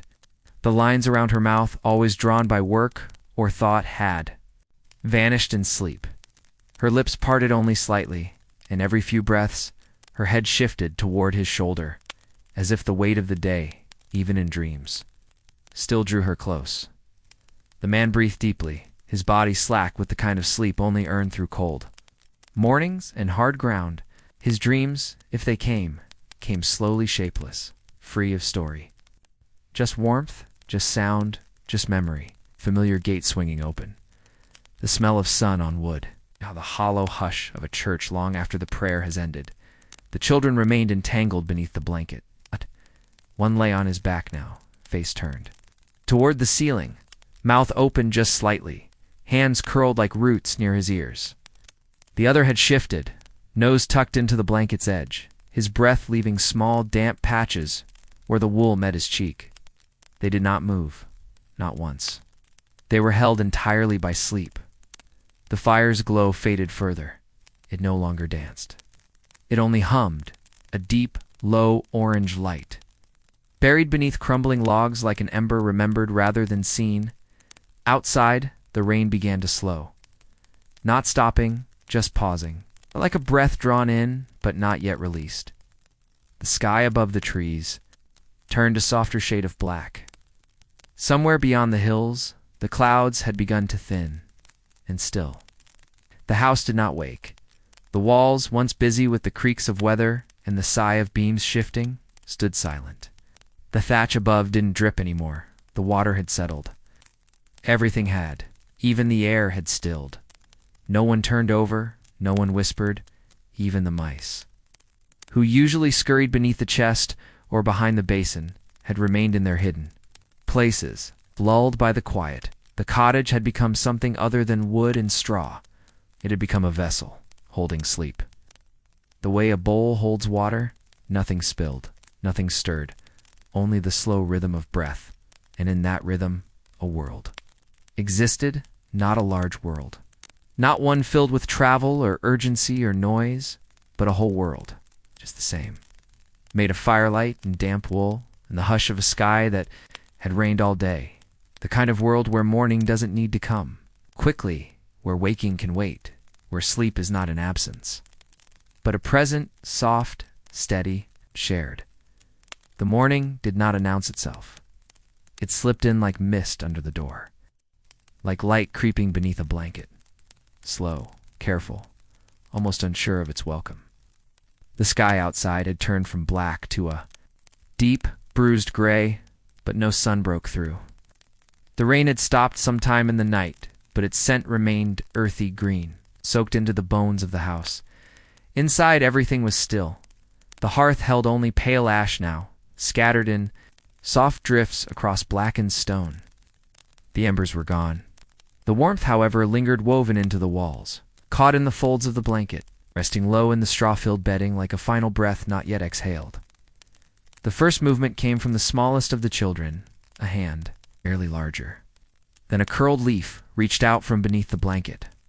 Fingers splayed, then closed again. The child shifted, turning toward the middle of the bed, burrowing closer into the press of his brother's back, eyes still closed, breath still slow. He made a sound part sigh, part wordless question, but did not wake. The man stirred next. Not a full waking, just the shifting of his weight, the flex of a leg, the slow inhale of lungs remembering how to stretch. His face remained calm, eyes shut. One hand moved, unthinking, to where the woman's shoulder curved beneath the blanket. He touched it gently, found her there. That was enough. The woman's eyes opened, not wide. Just enough to let in the newness of the hour. She lay still, letting the moment settle, watching the pale gray light that filtered through the window cloth. It was soft, almost silver, and it moved slowly across the floor. Touching the basin, the wall, the edge of the chest, her body ached in the usual places. Her shoulders, her lower back, the soles of her feet, but none of it felt heavy. The ache was part of her now, like her name, like her breath. She turned her head toward the children, watching their sleep for a few more minutes. She saw the way the blanket had slid from one shoulder, the way a strand of hair had fallen across a closed eye, at the way one small foot peeked from the edge of the bedding. Bare and pink in the morning chill, she smiled, though no one saw. Then, slowly, carefully, she lifted the blanket and sat up. The air touched her skin like cool water, but she did not flinch. She reached for her shawl and draped it over her shoulders, knotting it loosely beneath her throat. Her feet touched the floor, bare against packed earth, and she stood. The man shifted again, but did not rise. The woman crossed the room, quiet as falling snow. She checked the window. The cloth was damp at the edges, but the sky outside was steady now. No more rain, just a dull brightness, like washed stone, like the underside of a dove's wing. Trees beyond the field were still wet, their branches heavy and bowed. Puddles dotted the ground. The path gleamed with soft mud. She lit the fire again, kneeling before the hearth like a ritual. Twigs, bark, dried moss. The breath she gave it was slow and practiced, and when the flame caught, it caught gently like waking without alarm. The warmth began to spread. She set the pot near the edge of the flame. Broth would come first, then bread. A slow breakfast. One that didn't chase the day, but welcomed it. The man sat up, running a hand through his hair. He looked at her and said nothing. But his eyes were soft with morning, and she nodded in return. That, too, was enough. The children would wake soon. They always followed the smell of broth. The fire crackled low. Steam rose from the pot and outside. The sky held steady. A new day had begun. Not with fanfare, not with sound, but with breath and warmth and the slow, quiet grace of four souls rising from a night that had held them all. The scent of broth reached the children before sound ever did. It floated gently through the room, warmed by the first breath of fire curling through the quiet like a memory. Returning, not strong, not sharp, just enough to stir. One child wrinkled his nose in his sleep. then turned slowly onto his back, stretching an arm above his head, legs unfolding like roots. His eyes opened halfway, unfocused, still clinging. To the last edge of a dream, the other stirred soon after, sensing movement, sensing light. He didn't speak. He rarely did upon waking. Instead, he sat up slowly, blinking toward the hearth, hair tousled and eyes bleary, face still pink with sleep. His hand reached out for the blanket, still holding warmth, and he draped it across his lap without thinking. The woman turned as she heard them move. She didn't rush. She never did. She simply ladled a small portion of the broth into one of the wooden bowls and set it near the fire to cool. "Daw!" The boy closest to the hearth watched the steam rise from it, his breath catching it and making it dance. He smiled, then yawned so wide it made his eyes water. The man stood now, brushing a hand over the front of his tunic, eyes still soft with sleep. He crossed to the basin, scooped the cool water into his palms, and pressed it to his face, wiping the night away. He didn't shiver. He had done this every morning of his life. He dried his hands on the same cloth, hung in the same place. The pattern of the morning never changed. And because it never changed, it gave the day shape. The second bowl of broth was passed to the younger child, who held it carefully, both hands cradling the sides. The heat seeped into his fingers as he breathed it in, the scent filling him even before the taste. He sipped slowly, closing his eyes with each mouthful, letting it warm him from the inside out. Outside, the puddles had deepened in the hollows of the path. The earth was soft beneath the trees. The woodpile steamed faintly, the rain clinging to its corners. Sparrow pecked at the edge of the thatch, feathers puffed, eyes blinking into the gray. The woman served herself last, a small bowl, not much. She sat beside the children on the floor, their bodies nestled around the fire like stones placed to hold heat. The man joined them, crouched low, spoon in hand, blowing on the surface of the broth before each bite. No one spoke, but the silence wasn't empty. It was full of knowing, full of the hum of being near, full of the fire's rhythm and the sound of breath and the slow clink of wood against bowl. The light through the window, cloth brightened slightly, still no sun. But the gray had softened. The sky no longer pressed down, but seemed to lift, just slightly, as if the world was beginning to exhale.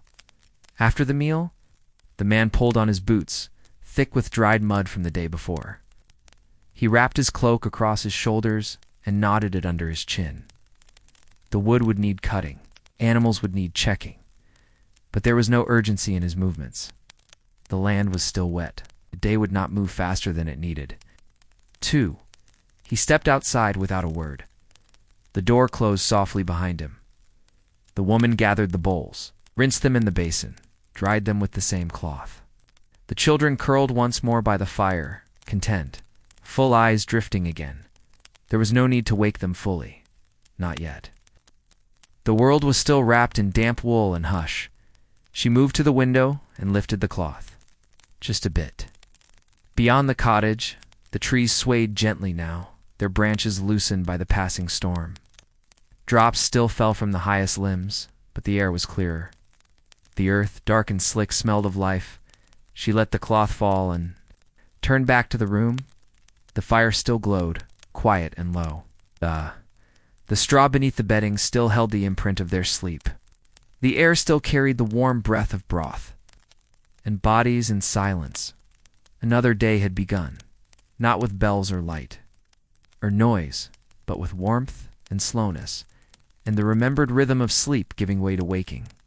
Gently as always in the small house that held them. The morning passed without hurry.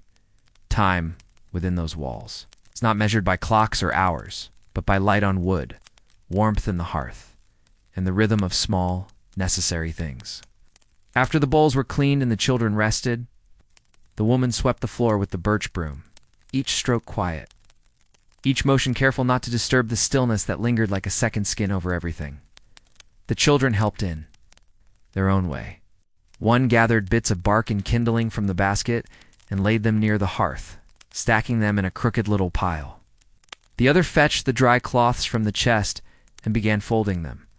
more with effort than precision, but the gesture mattered more than the shape. They moved slowly, blinking often, not fully pulled from the softness of sleep, not eager to leave the comfort of quiet warmth. Outside, the air remained heavy with the memory of rain. The sky was still low, pressed close to the land, but the clouds had begun to thin along the edges. Light came through in shy slivers, softening the lines of the fence posts, making the wet stones glisten. The wind was barely there, just a breath, enough to stir the tips of grass and ripple the surface of puddles with the lightest of hands. The man returned around mid-morning, his cloak damp from brushing against wet leaves. He carried a bundle of sticks tied with fraying cord, one hand around the twine, the other wiping rain from his brow. He stepped inside with care, placed the bundle near the door, and knelt to remove his boots, which left faint smears of mud. On the threshold, the woman glanced over her shoulder and nodded. He returned the nod, nothing more needed saying. She placed a small pot of water on the hook above the fire and added a few leaves from the jar she kept in the cupboard: fennel, mint, and a pinch of dried nettle. It wasn't tea in the way. Wealthier homes knew it, but it warmed the body just the same, and its scent filled the room like sunlight would have, had the clouds parted. The children settled near the fire again, this time with their wooden toys, soft blocks carved by the man during long winters past. They made little rows, small rooms, imagined families inside tiny homes made from ash and oak. Their voices stayed low. The room invited lowness. Nothing shouted in this house, not even joy. The man sat on the stool, hands resting on his knees. Watching the fire, he didn't need to speak. His presence spoke for itself, the steady rhythm of work done, the small scratches on his hands, the damp edge of his trousers, the quiet he carried with him like a second cloak. The tea was poured, not into cups, but into clay bowls with rounded edges, passed from hand to hand, steam curling upward like a breath remembered. They drank slowly, letting it warm the hollow spaces left by the long rain. When the woman finally sat, her bones heavy from the long stillness of morning, the fire cracked again just once a day. A burst of orange lit her face. Her eyes closed, just briefly, and the bowl rested in her lap. There were things left to do, bread to knead, herbs to check, a bit of mending unfinished by the chest. But none of it called to her louder than the hush already wrapped around her. She opened her eyes, looked toward the children, and then toward the man. The room was full, not with sound, not with movement, but with the quiet fullness that comes after. Sleep has had its say, and morning has been met not with struggle, but with softness. The kind of fullness that speaks not in words, but in the way steam moves through light, in the way warmth clings to stone, in the way four bodies can breathe in rhythm without knowing they are doing so outside. The wind changed direction, not much, just enough to lift the edge of the woman's shawl. She pulled it back over her shoulder, took another sip, and let the quiet settle again slow, steady, as sure as sleep, as sure as morning, as sure as the house that had held them through the rain. The rest of the day unfolded like a page turned, with care slowly, without noise. Every crease smoothed by hand. The woman rose from her seat and placed the empty bowls near the basin. The water in the pitcher was still cool from the shaded shelf where it sat, and she poured a little over each bowl to rinse them. Her sleeves stayed dry. Her hands moved like they always did, with the kind of memory that lived in muscle, not thought. The man stood and stretched, his back long and stiff from the weight of damp wood. He crossed to the door again, opened it just enough to let in air. The scent that followed was soft and deep, rain-soaked grass, bark. The last of the wet stones steaming under the shy, pale light now reaching through the thinning clouds. He didn't step out, just stood there, one hand on the frame, breathing it in. The children remained on the floor, surrounded by their small carved pieces. They weren't playing now, just arranging, moving shapes into rows, lining them up, watching how the shadows of their little houses flickered across the planks as the firelight shifted. The younger one leaned his head on his folded arms, his eyes half-lidded, not quite asleep, not quite awake. The woman dusted flour across the low table, gently, like it was something precious. She brought out the lump of dough she'd left covered. Since early morning, its surface now puffed and creased like old fabric. She began to knead it slowly, not with force but rhythm, her hands pressed down, folded, turned, pressed again. The table creaked faintly with each motion, a familiar sound, softened by time. The man watched her for a while, then walked across the room and reached up to the beam where the dried herbs hung in braided strands. He touched each one, lightly checking. The stems, the curl of leaves, the weight. He chose one, a bundle of marjoram, broke off a few pieces, and set them aside. The rest he left, his fingertips brushing the string before he stepped back. Outside, the wind moved again. It brushed across the chimney and made the flames lean gently inside the hearth. It slid along the cracks between the door and the floor. Hot, cold. Not warm, just the kind of air that reminded you things were moving, even if nothing rushed. The dough was shaped into rounds and covered again, left to rise once more. The man sat near the fire, polishing the edge of a wooden handle, sanding it with a scrap of cloth worn smooth as silk. The woman placed the cloths back in their basket, folded ready. The children, at last, rose from the floor and began stacking there. Toys in quiet piles. No one asked them to. They just knew. Later, as the sky softened further and the first signs of evening began to gather in the corners of the room, the woman lit the taper on the shelf. Not bright, just a wick in a dish of fat, flickering with a short flame. It cast long shadows behind the tools hanging by the hearth. The day wasn't done yet, but it was leaning gently toward rest again, and the house knew it, knew the cycle by heart. The breath in, the breath out, the rising, the sleeping, the warmth built, the warmth kept. The woman sat again, her hands now resting in her lap, the sleeves of her apron dusted with flour. The man shifted in his seat, leaning forward to toss another piece of wood onto the fire. The children stood at the window, their foreheads nearly touching the damp cloth, watching as the last of the sky's gray light spilled over the edges of the world. No one spoke. There was nothing that needed saying, only this. The fire was still, burning. The bread was rising. The house was holding them close, and night would come soon. As it always did, softly, without knocking, folding itself back into the quiet where sleep had never really left. Evening arrived not like a guest, but like something already known, something that had never truly left, only waited the light. Faded in the same gentle way the dough had risen, slow, invisible, inevitable. It thinned across the floorboards, withdrew from the corners, crept back out the window and into the sky. The children didn't ask where the sun had gone. They hadn't seen it all day, only sensed its presence behind clouds like a warm hand. Behind a veil, its departure, quiet as it was, felt like a sigh from the world itself. The taper near the shelf flickered low, casting long, slow-moving shapes across the walls. The flame wasn't strong, but it was steady, danced just enough to remind them they were together, to remind the house that it was still alive. The bread was ready now. The woman lifted the cloth from the pan and pressed her fingers gently. To its surface, it had risen just enough soft to the touch, warm with its own breath. She slid it into the stone-lined oven at the edge of the hearth. The one with the blackened lip and the faint smell of ash clinging to its mouth. The heat inside was low, steady, welcoming.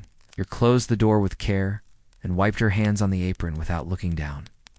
The man had not moved far. He'd spent the last hour near the fire, carving a small length of wood with a blade that had dulled over the years but still knew its way. It wasn't anything useful he carved, just a smooth curve, maybe a handle, maybe a figure. His hands worked without needing to know the outcome. The children had grown quieter. The youngest lay curled against the pile of cloth near the wall. One thumb caught gently in the hem of his tunic. The older sat by the hearth, head resting on his arms. The firelight reflected in his eyes, not fully awake, but not yet dreaming. They weren't asked to go to bed. They simply moved closer to it, the way birds settle in branches when the wind changes. The scent of bread filled the room. It didn't rush in. It arrived in layers, First the warm sweetness of flour, then the deeper earth of yeast, then the faint crisp edge of crust forming in the fire's glow. The room received it the way it received everything, quietly, fully, without ceremony. The woman turned the loaf once, and again. The man set down his carving. The children lifted their heads, and in that shared silence, they were all reminded. They were here. They were fed. The bread was taken from the oven and set on the wooden board. No knife was used yet. It would rest. Breathe. Let the steam find its place before it was broken. The woman placed a cloth over it. Children watched her movements like ritual. No one had spoken in some time. And yet the room was full of conversation between warmth and light, scent and stillness, memory and breath. The house had darkened further now. Night lay against the windows, thick and unbroken, but no one feared it. The fire was still glowing. The loaf was still warm. The children were still near, and above all of it treesing falling. Matching the pulse of the flame was the rhythm of breath, shared, steady, slow. Kind of rhythm that invited sleep without asking. The kind that had carried them through 1,000 evenings. Just like this one. The loaf was still warm when it was broken. The crust cracked softly beneath the woman's fingers, releasing a hush of steam that curled upward into the dim air like breath rising from skin. She tore it into thick, uneven pieces. No slices, no knife. Only hands and placed them gently on the wooden board.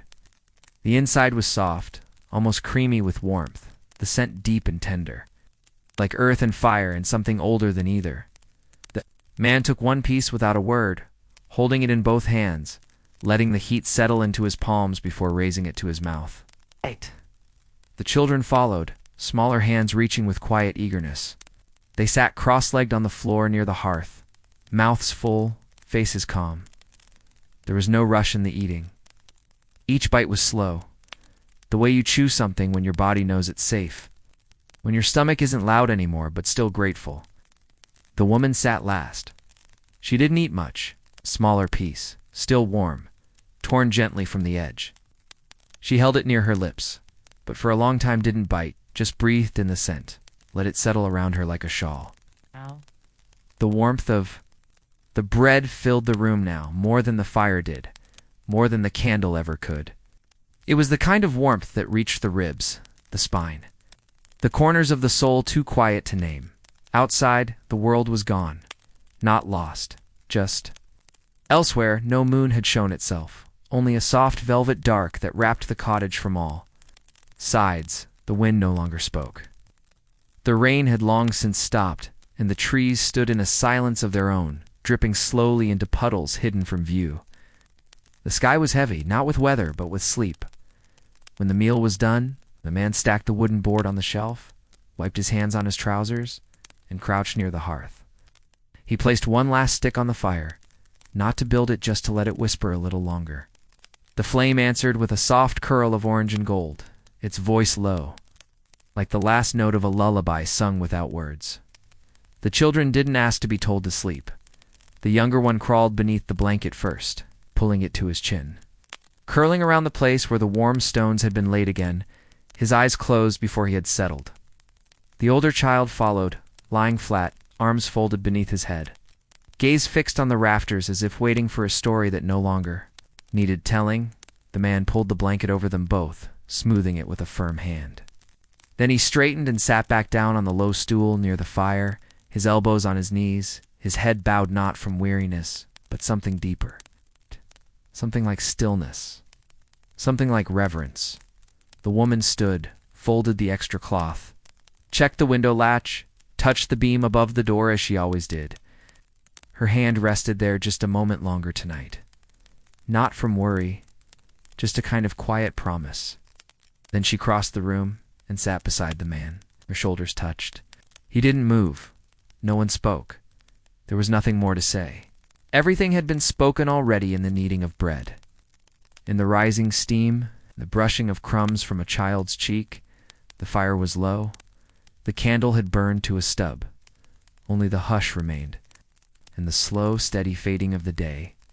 The man rose first, He lay down near the children, one arm tucked beneath the blanket, one hand resting just near the curve of the boy's back. The woman joined him, her shawl still on, though slipping. She lay on her side, facing the hearth, her eyes half closed, her breath already long and slowly, without drama, without effort, the house fell into sleep once more. Sleep like a tide. Sleep like a blanket pulled over the land. Sleep that held no fear, only rhythm, only warmth, only the deep. Undisturbed knowing that this was all it needed to be. A loaf shared, a fire banked, a silence held by four hearts. Breathing in time, and a roof above them that never asked for thanks. The fire dimmed to its final breath. Only a faint red glow remained, nestled deep in the cradle of ash, like the last thought before sleep overtakes the mind. It cast no light across the room now, just a suggestion of warmth, a memory of the flame it had once been. The walls, once golden with flicker and shadow, stood quiet and gray, softened by night. Everything had settled. The man slept with one arm draped loosely across the blanket, his hand resting just above the boy's shoulder. His breath came slow and even, a steady rhythm, like waves brushing gently against a familiar shore. His face, so often carved by effort and silence, had smoothed beneath the weight of rest. His chest rose and fell, not with burden, but with the deep ease of someone who had given the day all it asked for and been answered with sleep. The woman beside him lay curled inward, one hand beneath her cheek, the other tucked beneath the blanket where her belly met her ribs. Her braid had come loose, the dark rope of it trailing across the straw-stuffed bedding. Her face was turned toward the hearth, though no light remained. She slept anyway. Not because it was dark, but because everything around her was still. The fire, the room, the world. The children did not stir. Their limbs had relaxed into the kind of rest only children know complete. Weightless, without fear of morning. The younger boy had shifted in sleep, one hand curled beneath his chin, his face buried in the soft wool edge of the blanket. The older one breathed deeply, arms splayed wide, mouth slightly open, as if even his dreams had run out of things too. Ask for it outside. The sky had turned the color of ash. The rain clouds were gone now, slipped beyond the hills, leaving behind a damp stillness that made the earth smell of moss and memory. No wind stirred the trees, no owl called. Even the puddles had quieted, and within the house, that stillness became sacred. The floor, worn smooth by bare feet and seasons of quiet work, held its warmth. The basin near the hearth reflected nothing. Now only the dim hush of air cooled by night, the hanging herbs, twisted in their cords above the fire, swayed slightly, not from movement, but from dreaming. The house slept with them, not above them, not around them. With them it held their breath. In its beams, their stillness in its floor, their warmth in its walls. It remembered every winter they had survived, every illness they had whispered through, every evening they had folded themselves into one another, beneath this same roof, beside this same fire, under the same soft hush of dark, and so it held them now, in quiet and rhythm, in warmth pressed skin to skin, in the dark that wasn't empty, full of breath, full of time, full of the deep. A slow beauty of rest that asked for nothing but presence. They would wake tomorrow, they always did, with the pale light, finding the window's edge, with the smell of damp earth and ash, with the sound of a morning that had waited all night for them.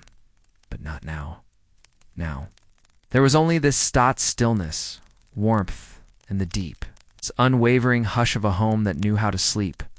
A faint mist clung to the window come morning. It wasn't quite condensation, not quite the breath of the night, but something in between, like the trace of a dream trying not to be forgotten. The cloth curtain, still drawn across the pane, absorbed it quietly, softening what little light tried to slip in. That light was pale, like milk left in a wooden cup, untouched, calm, with no urgency to rise or warm. The fire was gone, not failed, just finished. Its work had been done. The last curl of smoke had long since drifted upward, vanishing into the dark flue and beyond. In its place lay a bed of quiet ash, smooth and undisturbed. A soft gray ocean where flame had once danced. The woman stirred first. Not from noise, not from light, just a shift in breath, an ancient rhythm rising gently through her body, coaxing her eyes open without alarm. She let the stillness remain a little longer. Her head still nestled into the cloth beneath her cheek, her limbs warm, her breath long. There was peace in not rushing. There always had been. Beside her, the man hadn't moved. His hand remained near hers, close enough that their fingers nearly touched. His mouth was slightly open, his face softened by the long rest, his brow smoothed into something almost boyish. His dreams, whatever shape they had taken, had asked little of him. The children had shifted during the night. The smaller one now lay across the older's legs, the blanket twisted around them like a vine. One foot peeked out, pale against the woven mat, toes curled slightly from the morning chill. A quiet sound escaped the boy's throat, a sigh, maybe, or the tail end of a dream, but he did not wake. The woman finally sat up. Slowly, quietly, careful not to stir the rest, her shawl had slipped from her shoulders sometime in the night. She draped it back over them now, its edges cool, smelling faintly of wood smoke and wool. Owled! Her feet found the floor without a sound. She stood, bones whispering softly, the way they always did when she rose from sleep. The room was gray, not dark, not bright, just softened, gentle. She crossed to the basin, poured a small amount of water into the bowl, and dipped a cloth into it. The water kissed her fingers like morning cool, refreshing, asking nothing. She dabbed her face, wiped her hands, folded the cloth again with care. The fire would need to be rebuilt, but not yet. First, she lifted the edge of the curtain. Outside, the world had stilled even more than the day before. The puddles had shrunk into patches, their surfaces glassy and silent. The sky, heavy with cloud, was now lighter along the horizon. No gold, no sun, but a quiet promise that light, when ready, would come. The trees no longer dripped. The field, beyond the crooked fence, held a soft shimmer, not from frost, but from sleep that had not quite left the earth. She let the cloth fall back into place. Behind her, the children had begun to shift against soft rustlings beneath the blanket, fingers brushing against each other, the beginnings of awareness pressing in like a whisper. The woman crossed to the hearth. She didn't light the fire, just yet. Folded, her legs beneath her, placed her hands in her lap, and breathed, letting the stillness of the room wrap around her like another blanket, letting the silence stretch. It's just a moment more, because in this hour, this breath of space between night and day, there was nothing to be done, nothing to fix, nothing to chase, only the peace of a home that had slept deeply and woken gently, and the quiet miracle of breath still. Rising in 4 resting chests, a single crow called from somewhere far off, its voice faint, low, the kind that folds itself back into the fog before it reaches the trees. The woman sat, still by the hearth, her body quiet, her gaze resting not on any one thing, but on the soft hum of the room itself. She didn't move quickly. Nothing in this hour asked for speed. The house was still half dreaming, and she knew better than to wake it too harshly. Behind her, the man shifted beneath the blanket, his breath changing just slightly. Not quite waking, not quite gone from sleep either. A long, low breath escaped. One that reached the back of his throat before drifting into the still air. His hand found the fabric near his chest and rested there. Fingers curled loosely. The children made their small morning sounds, soft sighs. The rustle of limbs untangling from warmth. The low creak of straw beneath them. The older boy blinked. His eyes opened and closed again, testing the light, testing the day. The younger one stretched arms above his head, legs kicking slightly, face scrunching in that wordless way. Children wake when they have nowhere to be. The woman finally rose. She moved to the fire and began building its bones. Careful. Practiced. Hands layering dried bark, thin twigs, a few curls of moss tucked into the corners. She didn't light it yet. She simply built it, quiet as prayer. She stood and reached for the kettle, then stepped outside. The door creaked gently on its hinge. Outside, the air was thick with moisture. Not raining, just wet, as though the sky had fallen and stayed. The ground was sponge soft. The mist clung low to the fence posts. A few birds chirped from somewhere unseen, their calls hesitant, as if testing the silence before breaking it. She filled the kettle from the rain barrel, the cold water splashing, quietly against metal. Her breath came out in a pale mist. She paused for a moment, hand on the rim of the barrel, watching the edge of the world blur and soften beneath the morning veil. Then she turned and stepped back inside. The door clicked shut. The children were sitting now, wrapped in the blankets still, their hair tousled, their feet tucked beneath them. The man sat upright, rubbing sleep from his eyes, the same way he had for decades. No one spoke. Wait. The house wasn't ready for voices yet. She set the kettle on the hook over the hearth and finally struck the flint. One spark. Then another. Then fire, a small, eager flame, catching quickly on the moss, licking its way up the bark like a quiet thought remembered. The warmth began to return. The man stood, stretched, then went to the basin to rinse his face. The children sat close to the fire, toes peeking from beneath the cloth, eyes half-lidded, watching the flame rise with the kind of stillness that only morning could teach. Soon, the smell of heating water began to bloom. The crackle of bark gave rhythm to the quiet. The woman opened the breadcloth and tore what remained of last night's loaf. She placed it near the hearth on the flat stone, letting the heat wake it. No one hurried. There were tasks to do: wood to split, buckets to carry, cloth to mend. But none of it pressed. The day was long, and the world would wait. The boy leaned against his brother's shoulder. The older didn't move away. The man returned, drying his face with the hem of his tunic. The woman knelt and stirred the fire just once, shifting a small log deeper into the flame. The house was fully awake now, but it didn't feel like waking. It felt like continuing, like the night had never truly ended. It softened into something, light enough to carry into morning. And in that softness, in the hush between fire and breath, the family sat, not speaking, not planning, just being together, warm whole. The bread warmed on the flat stone, its crust growing crisp again, its soft, heart stirred by heat. A faint sweetness rose into the air, smoke and flour, and the quiet memory of yesterday's hands. The woman turned each piece slowly, fingers careful not to rush, letting the warmth reach the center. There was no butter, no honey, just bread, and the stillness that made it taste fuller than anything sweet. The man sat near the window now, his elbows on knees, watching the morning unfold through the mist-blurred cloth.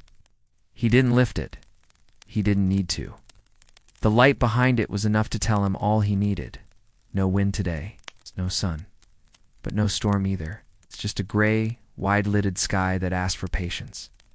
He turned slightly as the woman brought him a piece of bread, took it with both hands, and dipped his head in thanks, though no words passed between them.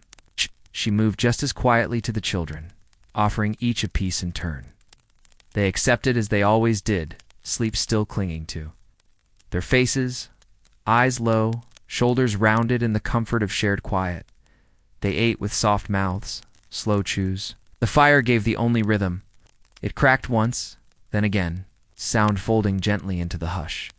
There would be more to do after. There always was. The man would need to check the traps. Beyond the trees, the woman would tend to the pot, to the stitching, to the herbs. Children would help with the woodpile, maybe fetch water from the spring. But none of it belonged to now belonged only to this moment. The soft press of heat in their palms, the steady breath of steam from the kettle, the rustling of cloth as the children shifted closer to the fire, tucking their feet beneath them like kittens curling back into sleep. The woman sat again, her bread untouched in her lap. She looked into the fire, not seeing it really, but resting in the space it gave. the kind of space only silence offers.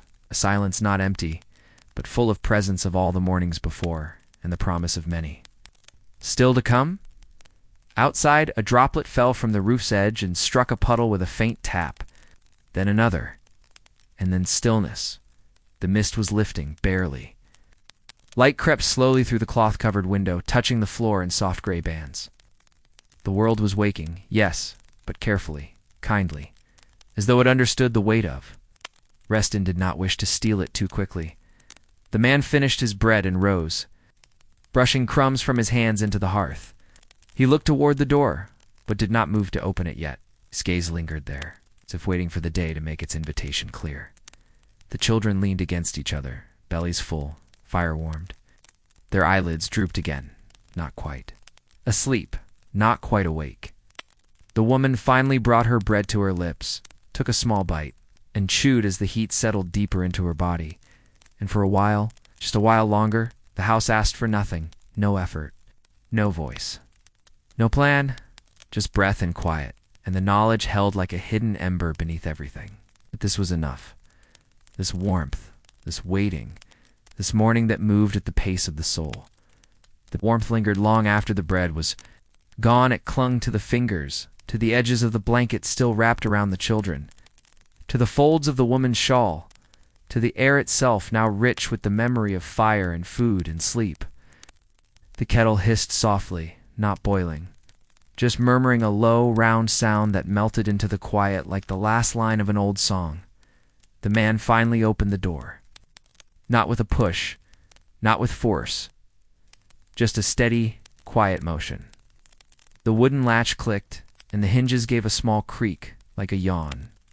The mist outside had thinned enough to show the shape of the yard, the fence, the line where earth met trees. The air smelled wet and green, earth-rich, leaf-heavy, the kind of smell that fills the lungs, slowly, and makes the bones ache in a good way.